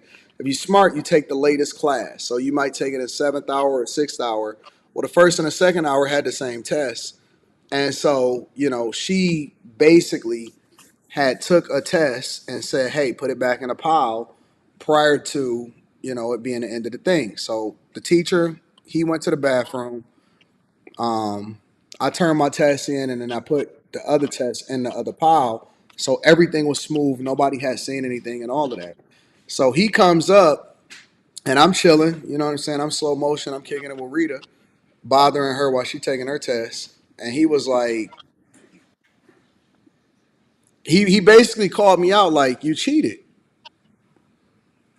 He said, "You cheated." He said, "Where'd you get the answers to the test?" Like right then and there, because he was eyeing me. He was looking for it. And I said, "What you mean? I just took the test. I turned it in like everybody else." And seriously, I said, "I took the test. I turned it in like everybody else." And he was like, "No, you cheated." I said, I didn't." He said, "I know you got the test on you." But I knew I beat him because I had already turned it in. He said, "I know you got the test on you." I said, "Man, listen." Because I had every answer right. Every fucking answer. Why you ain't just miss you gotta switch some of them up. Why you ain't miss one? For what? I won. Why would I do that? I won 100. I won 100. You got like a 92 instead of like 100. Fuck that. I got 100 Like and I got the the bonus question right too. So this dude, see, you went too hard. That's bold cheating, nigga. That's no. I wanted everything. Give I me wanted my A that I didn't You earn. can't even cheat right. No, that is no. I wanted all. I wanted my bonus question. I had 112%. So, which it carries over into the next test. And so he was like, "Listen," because he honestly thought I was lying, and I knew he thought I was lying. So I kind of played him, and I kind of was acting like I was scared for him to check me and stuff like that. And he was like, "Listen, if I go in your pockets and I go in your book bag and I find that test, will you agree? You know what I'm saying, to take your F and to be basically expelled out of my class, and you got to take on another class?" And I was like, "You're not gonna find nothing." I said, "It don't even matter." I said, "I tell you what." And we went into the hallway because he didn't want to, do a negotiation in front of everybody else. I said, "I tell you what, if you find my test," because I was kind of a nuisance. I said, if you don't find the test and I prove to you that I didn't cheat, give me a B minus. I'll never come to your class again. Said, "Give me a B minus. I will never show up to your class again." And it was my last class of the day, so I get to leave early or whatever. And he was so confident. And he was like, "Bet." He went through all of my stuff. I emptied out all my pockets, everything. He didn't find anything. He was pissed. He was absolutely pissed. But I got to give him some credit because he honored his word. And he gave me a B minus, and that's the final grade that I got. He honored his word. He gave me a B minus. But on my way out the door that day, he stopped me and Rita because me and Rita was talking and we was walking away. And he told her, and he said, listen, he not going to never be nothing. He said he not going to never be nothing. He going to fail. He's a loser. She said, he told her, he said, stay away from him. If you stay in a relationship with him, he is going to ruin your life. Damn. Yep, he did. And I went and found him.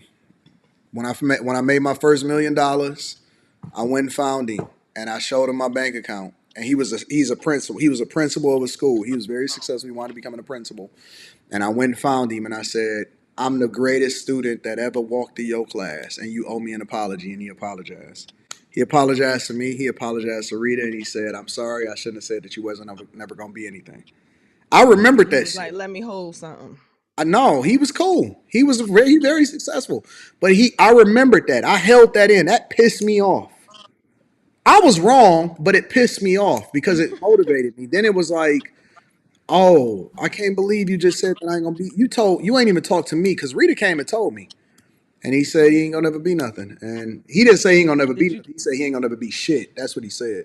Did you tell him? Did you tell him you were wrong too? Nah, to this day he think I was. I won. Fuck that. You see this stream, he gonna be pissed. Right. And you talk about this on the Millionaire Morning Show too. He had to see it at least once. He told me to see it at least once. Shout out to Mr. Elamine. I appreciate you, bro. He gave me all of the motivation. Oh, like Khalid Elamine? Huh? Like Khalid Elamine? Like he was his black gang. What was his name? Something Elamine, Mr. Elamine. Hey, did Khalid go to Michigan State? No, that's Team Khalid. He went to Michigan State. Khalid Elamine. Nah, that wasn't him. But yeah, I went back. I remembered that shit. Everybody that ever said anything negative about me, that told me that wasn't gonna be shit, I wrote that shit down. And then when I finally got an Apple device, I transferred it all into my notes, and I kept it in a cloud. And what were you doing? What were you doing that you think caused so many people to say that to you? Acting like a nigga? No. I always, I mean, it could be anybody. It was people in my family that told me because, like, I had a different mindset. Like, it's kind of like you experiencing what you experience when it comes to the election and people going against you and they getting mad at you, except for, that's have to be doing some fuck nigga shit for niggas to tell you ain't gonna be shit. You was showing some signs of some nonsense. I bet you if y'all go back in y'all life, you was talking back or something. Yeah, I'm gonna talk back. But I bet you if you go back in your life and you remember some of the people that played it out, you can remember some people that actually didn't have no confidence that you was gonna be nothing. For me, it's different because I remember that. I harbor it and it hurt my feelings and it pisses me off. And so instead of me crashing out as a result of it, I write it down and I let it fuel me because I was negatively motivated in order to be successful. I mean, I remember, like, for example, I told this story before when I went broke and my younger brother checked out on me and he was like, man, you always talking about your dreams and what you gonna do and all of this. Man, you ain't doing nothing. Like, you need to get your life, man, I don't even know why you this and that. And that shit pissed me off and I wrote that shit down. Like, it's been different points in your life where you go through stuff or, you could talk to a girl and you posting her clarity. Hey man, I don't even think this is gonna work out. Fuck you, nigga. You ain't gonna be shit anyway. Okay. I got you. Write that shit down. I just harbor it. Every single person that has ever said anything negative to me, I've written it down and I've dedicated my life to not only beating them, but embarrassing them. And they don't know it all the time, but it's there. It's deep inside of me and I haven't forgotten about it. And it's on. It's on. Yeah, Nino C said it best. How do you know? How do you know? How do you know his name? Yes, that is him. I think it's Maurice. His name is Maurice Elamine. I think it was that. But I just remember it. I remember everybody that ever said anything to me. I remember a nigga that crossed me over and said that I couldn't check him. That shit pissed me off. That shit pissed me off, bro. Spent the entire summer thinking about that nigga. Couldn't wait to meet that nigga back on the court, bro. Nigga crossed me the fuck over. That shit pissed me off. Yeah. I remember everything. I remember everything. I remember every single person. Some people hit me up today and they'd be like, "Hey man, let's do a podcast together or let's do some recordings together." But I remember some shit that they said about me and that shit, and I harbor it. I do. I do. I screenshotted it and now I could I update my Apple Notes. I screenshotted it and I put it in my Apple Notes of exactly what was said and how it was said. And I harbor that shit. And they don't know it. They probably don't even remember it, but I remember it. I can't front. I keep stuff like that too. Unfortunately, all of mine have come from family though. So Yeah. Yeah, Mine yeah, come I'm from the I everywhere. exact keep it. opposite. I keep it too. See, I gotta change the way I do things because I crash out. I remember it was this dude, it was this DJ. This dude had used like a sample that one of the producers that I was working with had used, and I sent him the song, and I felt like he had gave it to a. They was actually a little popular group. They not little, but they was a popular group in the city. Man, they sent they had that same sample. Man, I ran up on that DJ like, "Hey man, what the fuck was you thinking?" Like instead of, I said, never did that shit, man. That motherfucker popping right now.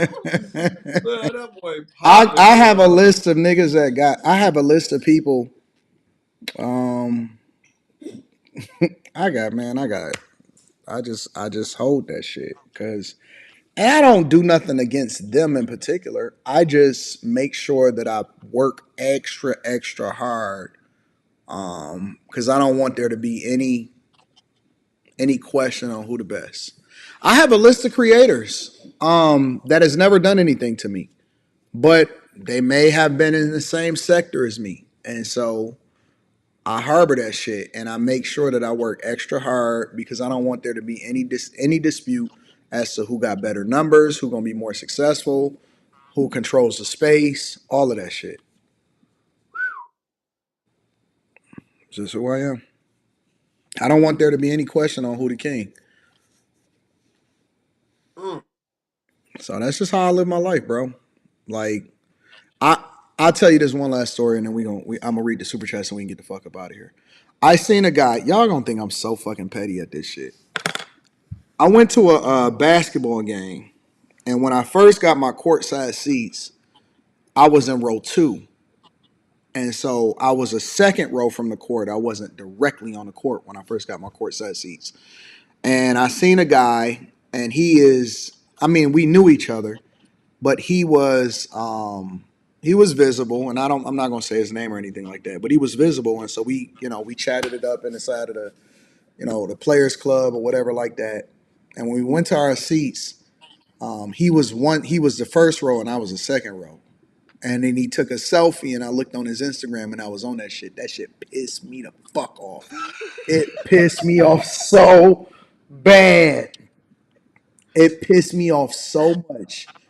And it pissed me off so much that I got out of my seat at halftime and I talked to that nigga and I said, "Hey man, can you remove that picture, that one right there?" Wait, this is during the game he posted it and you saw it, or this is when he Yes, came back you know from how another niggas be game? at the game or whatever and they post it or whatever like that. Like you take a So how did? selfie or you post it to your Instagram and shit. Yeah, And I went to his Instagram and I you was on went to that his. picture the second and I was behind him on the Instagram. Yes.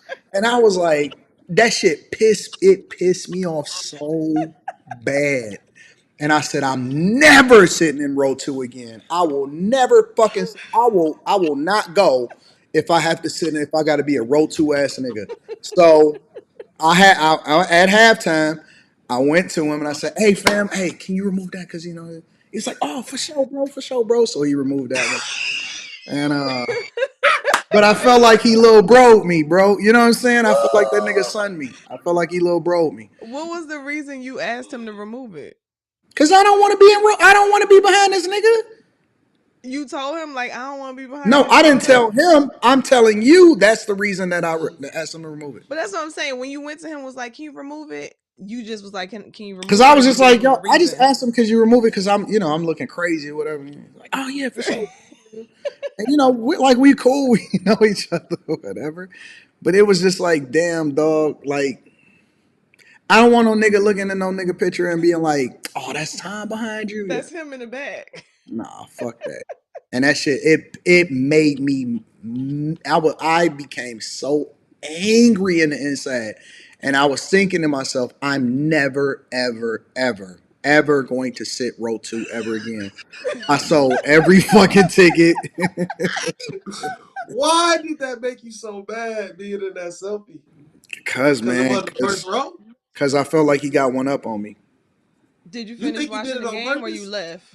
Or it was an accident?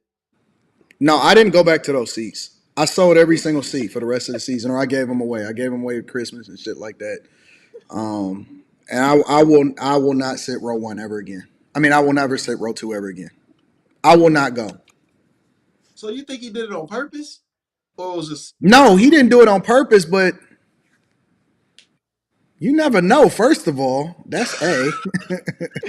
A, you never know. First of all, but B, it's just like, damn, like you the man, and I'm just there. Like I'm there.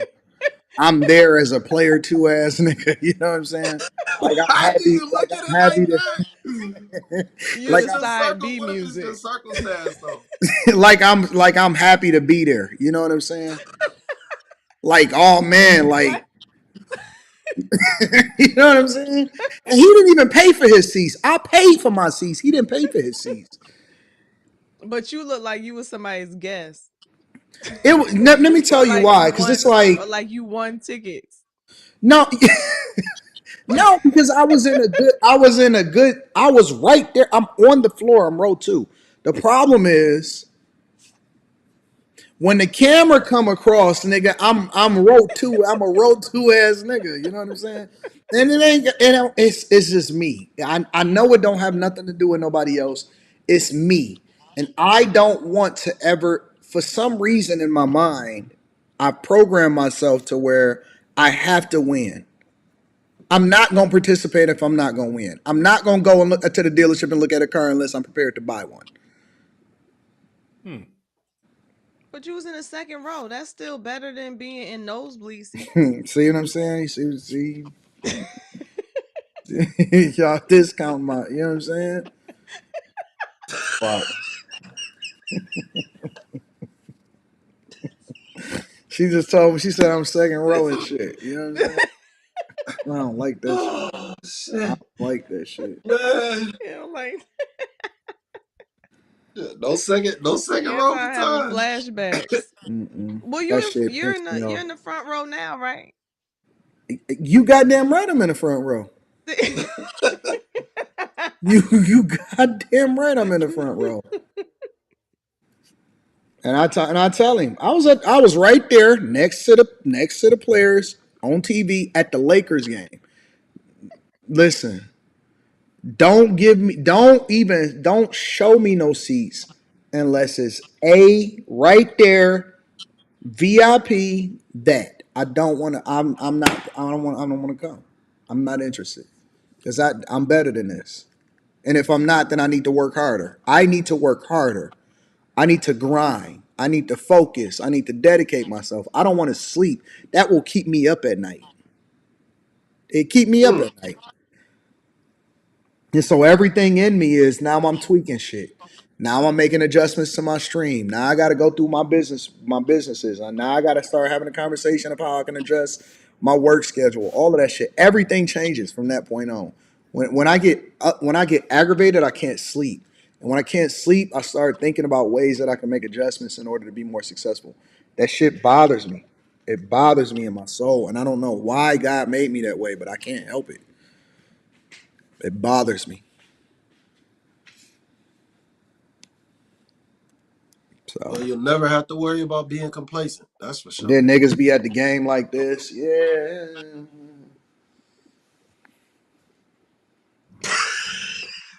Why did that bother you so? Nigga got me in the background talking about, yo, yeah, we at the game. Nigga, you see me back here. Don't do that. Don't do that shit, bro. Don't do that shit. So I don't know. I don't know what's wrong with me. That's just my life. Quentin, why is you laughing, Quentin?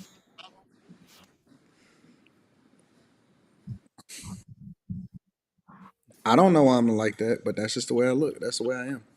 So, anyways, let me read some of these super chats and we'll get up out of here.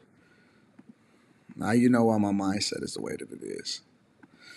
J Dub says we can easily be talking about how Trump won California, Virginia, Illinois, New Jersey, New York. Trump wasn't far off with the votes. Yeah, he was cooking. He cooked. Paparazzi Mark says Kamala came to North Carolina talking about a damn $750 for the hurricane victims. Get the hell out of here.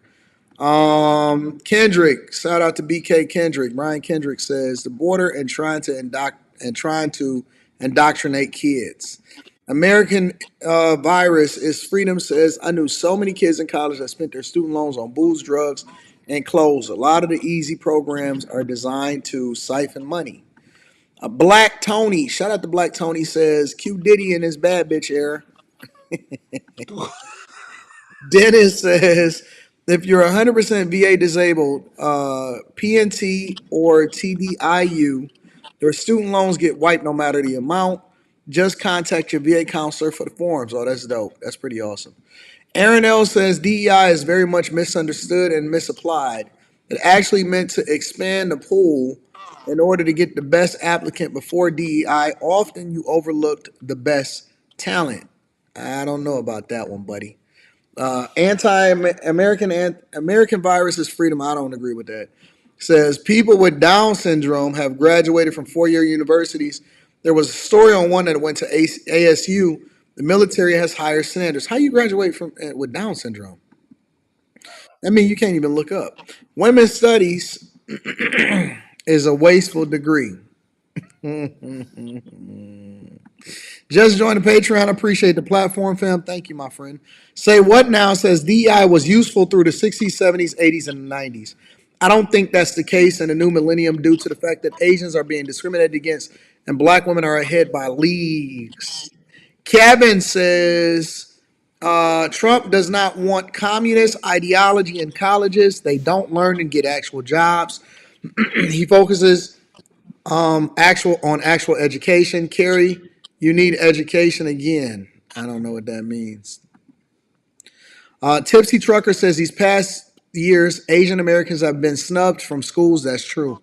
And they have been the best candidates too. To meet diversity goals, even though they are significantly more qualified, there have been multiple civil cases. Dennis Berry says if you're a veteran and have a 30% disability rating and an honorable discharge, the VA will fully cover your bachelor's degree. I got my BA in marketing in 2017 and I got a free laptop and supplies. Nice. Kevin says you guys need to go back to school again, period. And he spelled again with an I over the A. All right. Yeah. Kevin said you got to. He said you got to go back to school. Aegean. Right. Spell you got AGIAN. Oh, is that? Oh, we all need to go now. Yeah, we got to go back. No, he just need to go back. Shout out to Kevin with the Aegean. Lord Jesus. Q was up in Illusions on 6th Street and Yellow Rose. Guadalupe. Devastator says, dang, Slimmy, you let him run over you like that. I know that college was looking at you like a sucker. I could never. Funny story, though. Trax goes on to say, I got 2 degrees, one in avionics and electrical engineering, and left with $60,000 in debt. Today I'm making 6 figures, 4 rental properties, and still paying my debt. When you do pick a good degree, then you get good out of it. I agree with that. Devastator says, not Carrie being a rat saying she telling if you keep trying to cheat. American Viruses Freedom says, I negotiated my way back into my second semester of college after I got a 0 GPA because of pee and boo. I was on academic probation to start. Jesus Christ. Hey, bro, I was the one who crossed you over. Pull up. Yeah, right. Short people got issues. Wear more pastels. I have no idea what that means. Oh, I don't know what that means Kid either. Cudi That's something says, crazy. Anton, watch Hot Damn I Rock. Hot Damn I Rock back in the day. I loved him back in the day. I thought that he was one of the best content creators.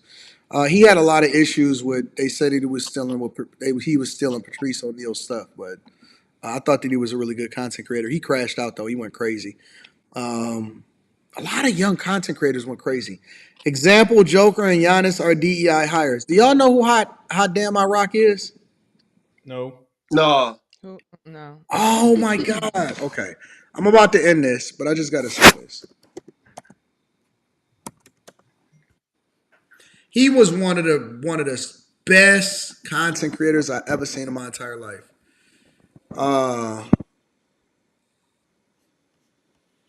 Damn, do he still got a channel?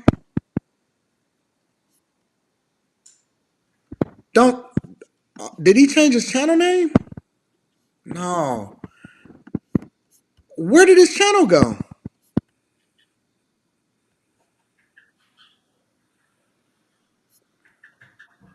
Oh my gosh. I don't know what happened to his channel.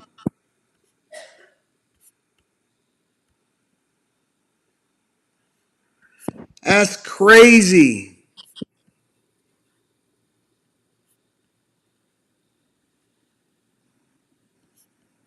Hot Damn I Rock's old channel got hacked. His channel got hacked? Yep, they're saying his channel got hacked. Shit. It's Six Smell Money. I guess this is his new channel. Six Smell Money? Yeah. He had a lot of subscribers. He got 21,000. No, is this him? Let me see. Yeah, that's him now. He changed. He turned crazy. He did. He had one of the. I'm telling you, listen, bro. He had one of the greatest. Like he had got a lot of problems and stuff like that.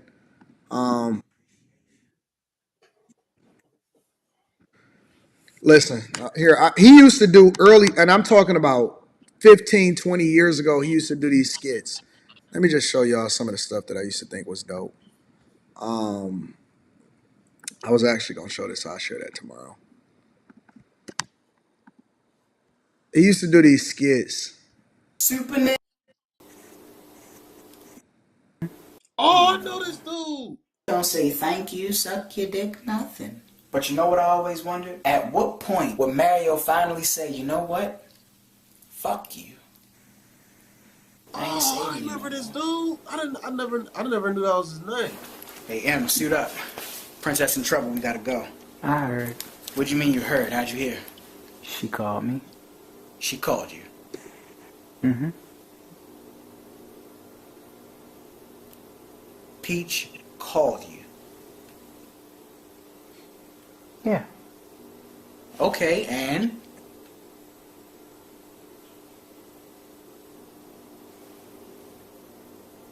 What did you do?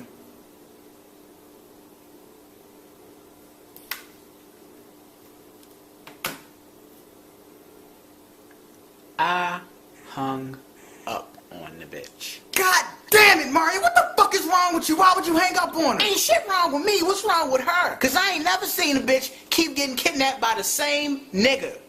The same nigga, Luigi. Can you explain that shit?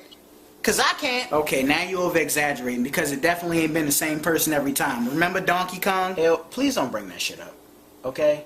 Because I'm still trying to figure out where the fuck she was even at in the first place to get snatched by a goddamn monkey. I tell you what she said when I untied her? She said the nigga pulled up, told her he had candy in the backseat.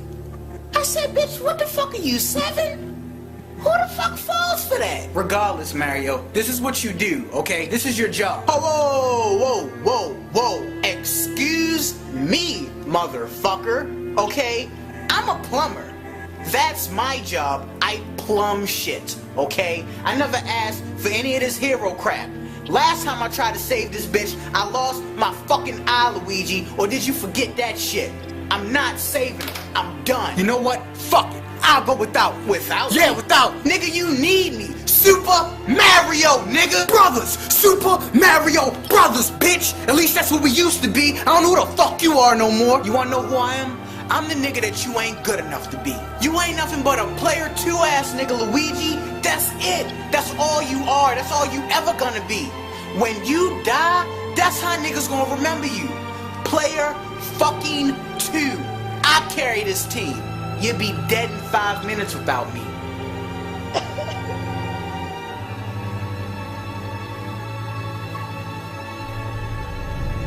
Oh. Y'all ain't never seen this? I seen it. So that's the way it's gonna be, huh?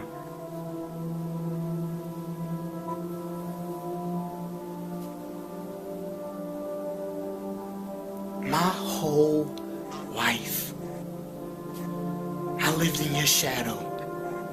And not once did I ever complain about the way shit was.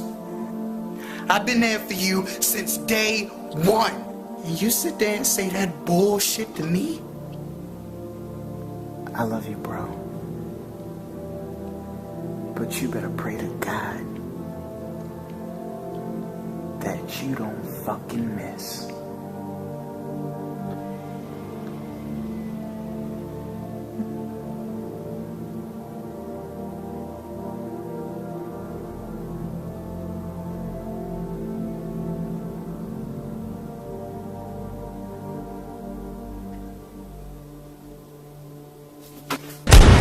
I ain't never seen this shit. He was Anton, you felt like a player that's the 2 scene in the that second Ghost killed row? Breezy on. He is like one of player the 2. greatest content creators, in my opinion, that I've ever seen. And then hold on, I'm gonna just show you this last part. He did a part 2. And I was like, and this was way before everybody else. So he did the part 2. What was the part 2? Hold on. Where he shot him.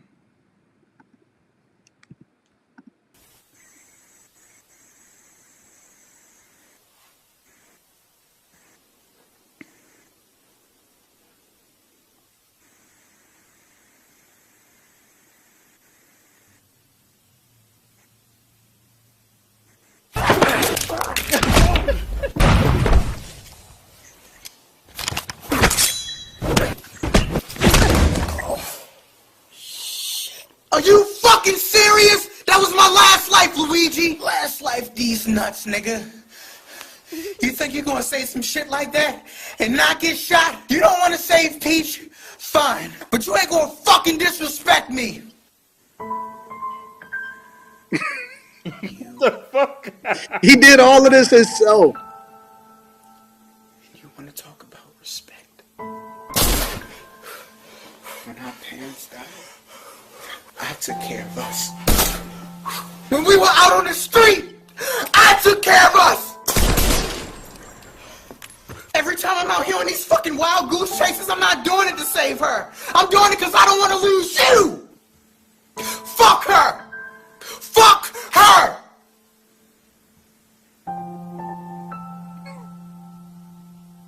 What is this music? We've been at this for 26 years.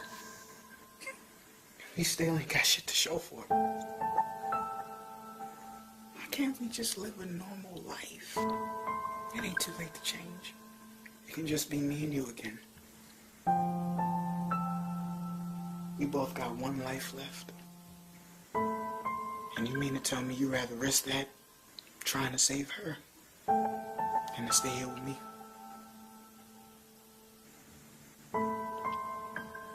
I'd rather risk it. Dawn was right.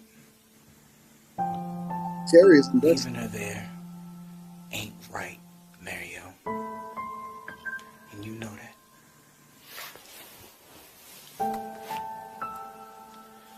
You know that.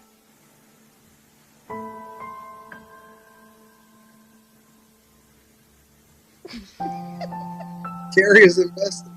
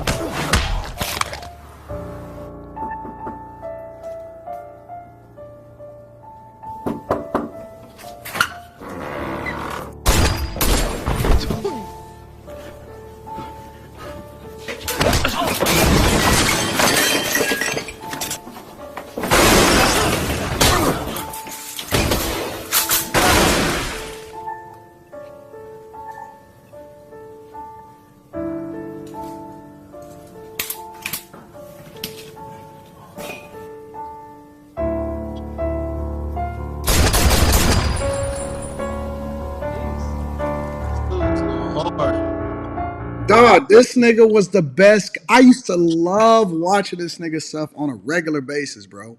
He was one of the best content creators that I had ever seen in my entire life, bro. And this was early in the 2000s. Early in the 2000s, bro. He was creative as hell. He was doing all of this shit on his own.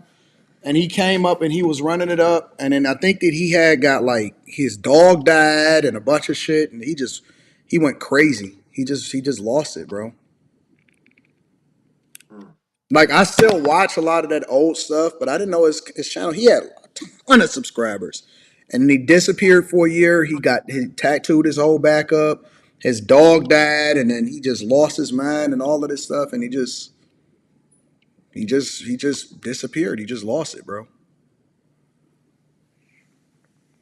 So, I don't know. But those are the early YouTube days. See, Carrie was invested. Carrie don't know nothing about that. I never saw him before. Yeah. That's crazy. Yep. Oh, man. Yep. Anyways, I'm gonna go ahead and wrap this up. Shout out to Driver's Seat. Driver's Seat says Letitia Rasfusa James is in the offensive. I hate Letitia James. I really do. Letitia James is the prosecutor, the lady that prosecuted Trump over in New York and all of that with them fake charges. Oh, yeah. Okay. Yep. Anyways, any final thoughts, y'all, before we get up out of here? I listened to his disposition. He did good.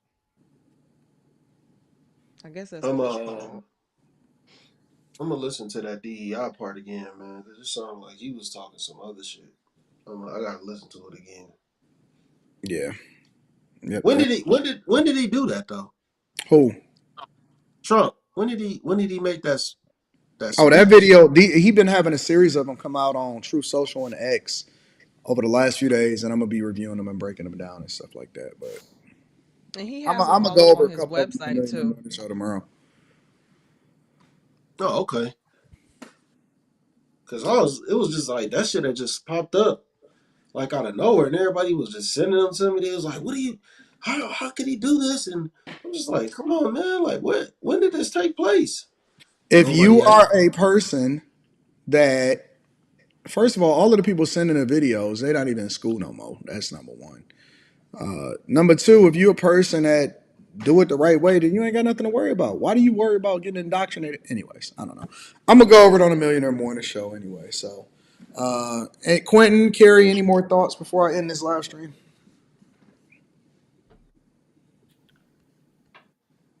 Quentin, would you like to go? They afraid to talk over each other at this point. They don't want to cut each other off. Yeah, they scared. My 8-year-old daughter told me today that she would vote for Kamala, and I said, "Why not?" That she what for Kamala? That she wouldn't vote for Kamala, and I asked her why not, and she said, "If I vote for Kamala, how am I going to be the first woman president?" And you told her she could be. You told her she could be the first woman president, Quentin? No, I didn't. Not at all. You just let her say it, and that was it? I said, "Oh, you're so cute. Daddy love you," and I gave her a hug. I guess the only person that could actually get to Quentin that's a woman is his actual daughter. So That's it. The rest of you hoes can go to hell. So mean. Man. He's so mean. He's so mean. Anyways, everybody, Carrie will be on the cover of the next Carrie and Friends show. So you can look forward to it. It's getting crowded on that damn cover. Fucking family photo in this bitch. It ain't but I feel like sometimes I ain't gonna lie. I be like, nigga, why am I in the back? What? That's that player 2, second row stuff. That's funny.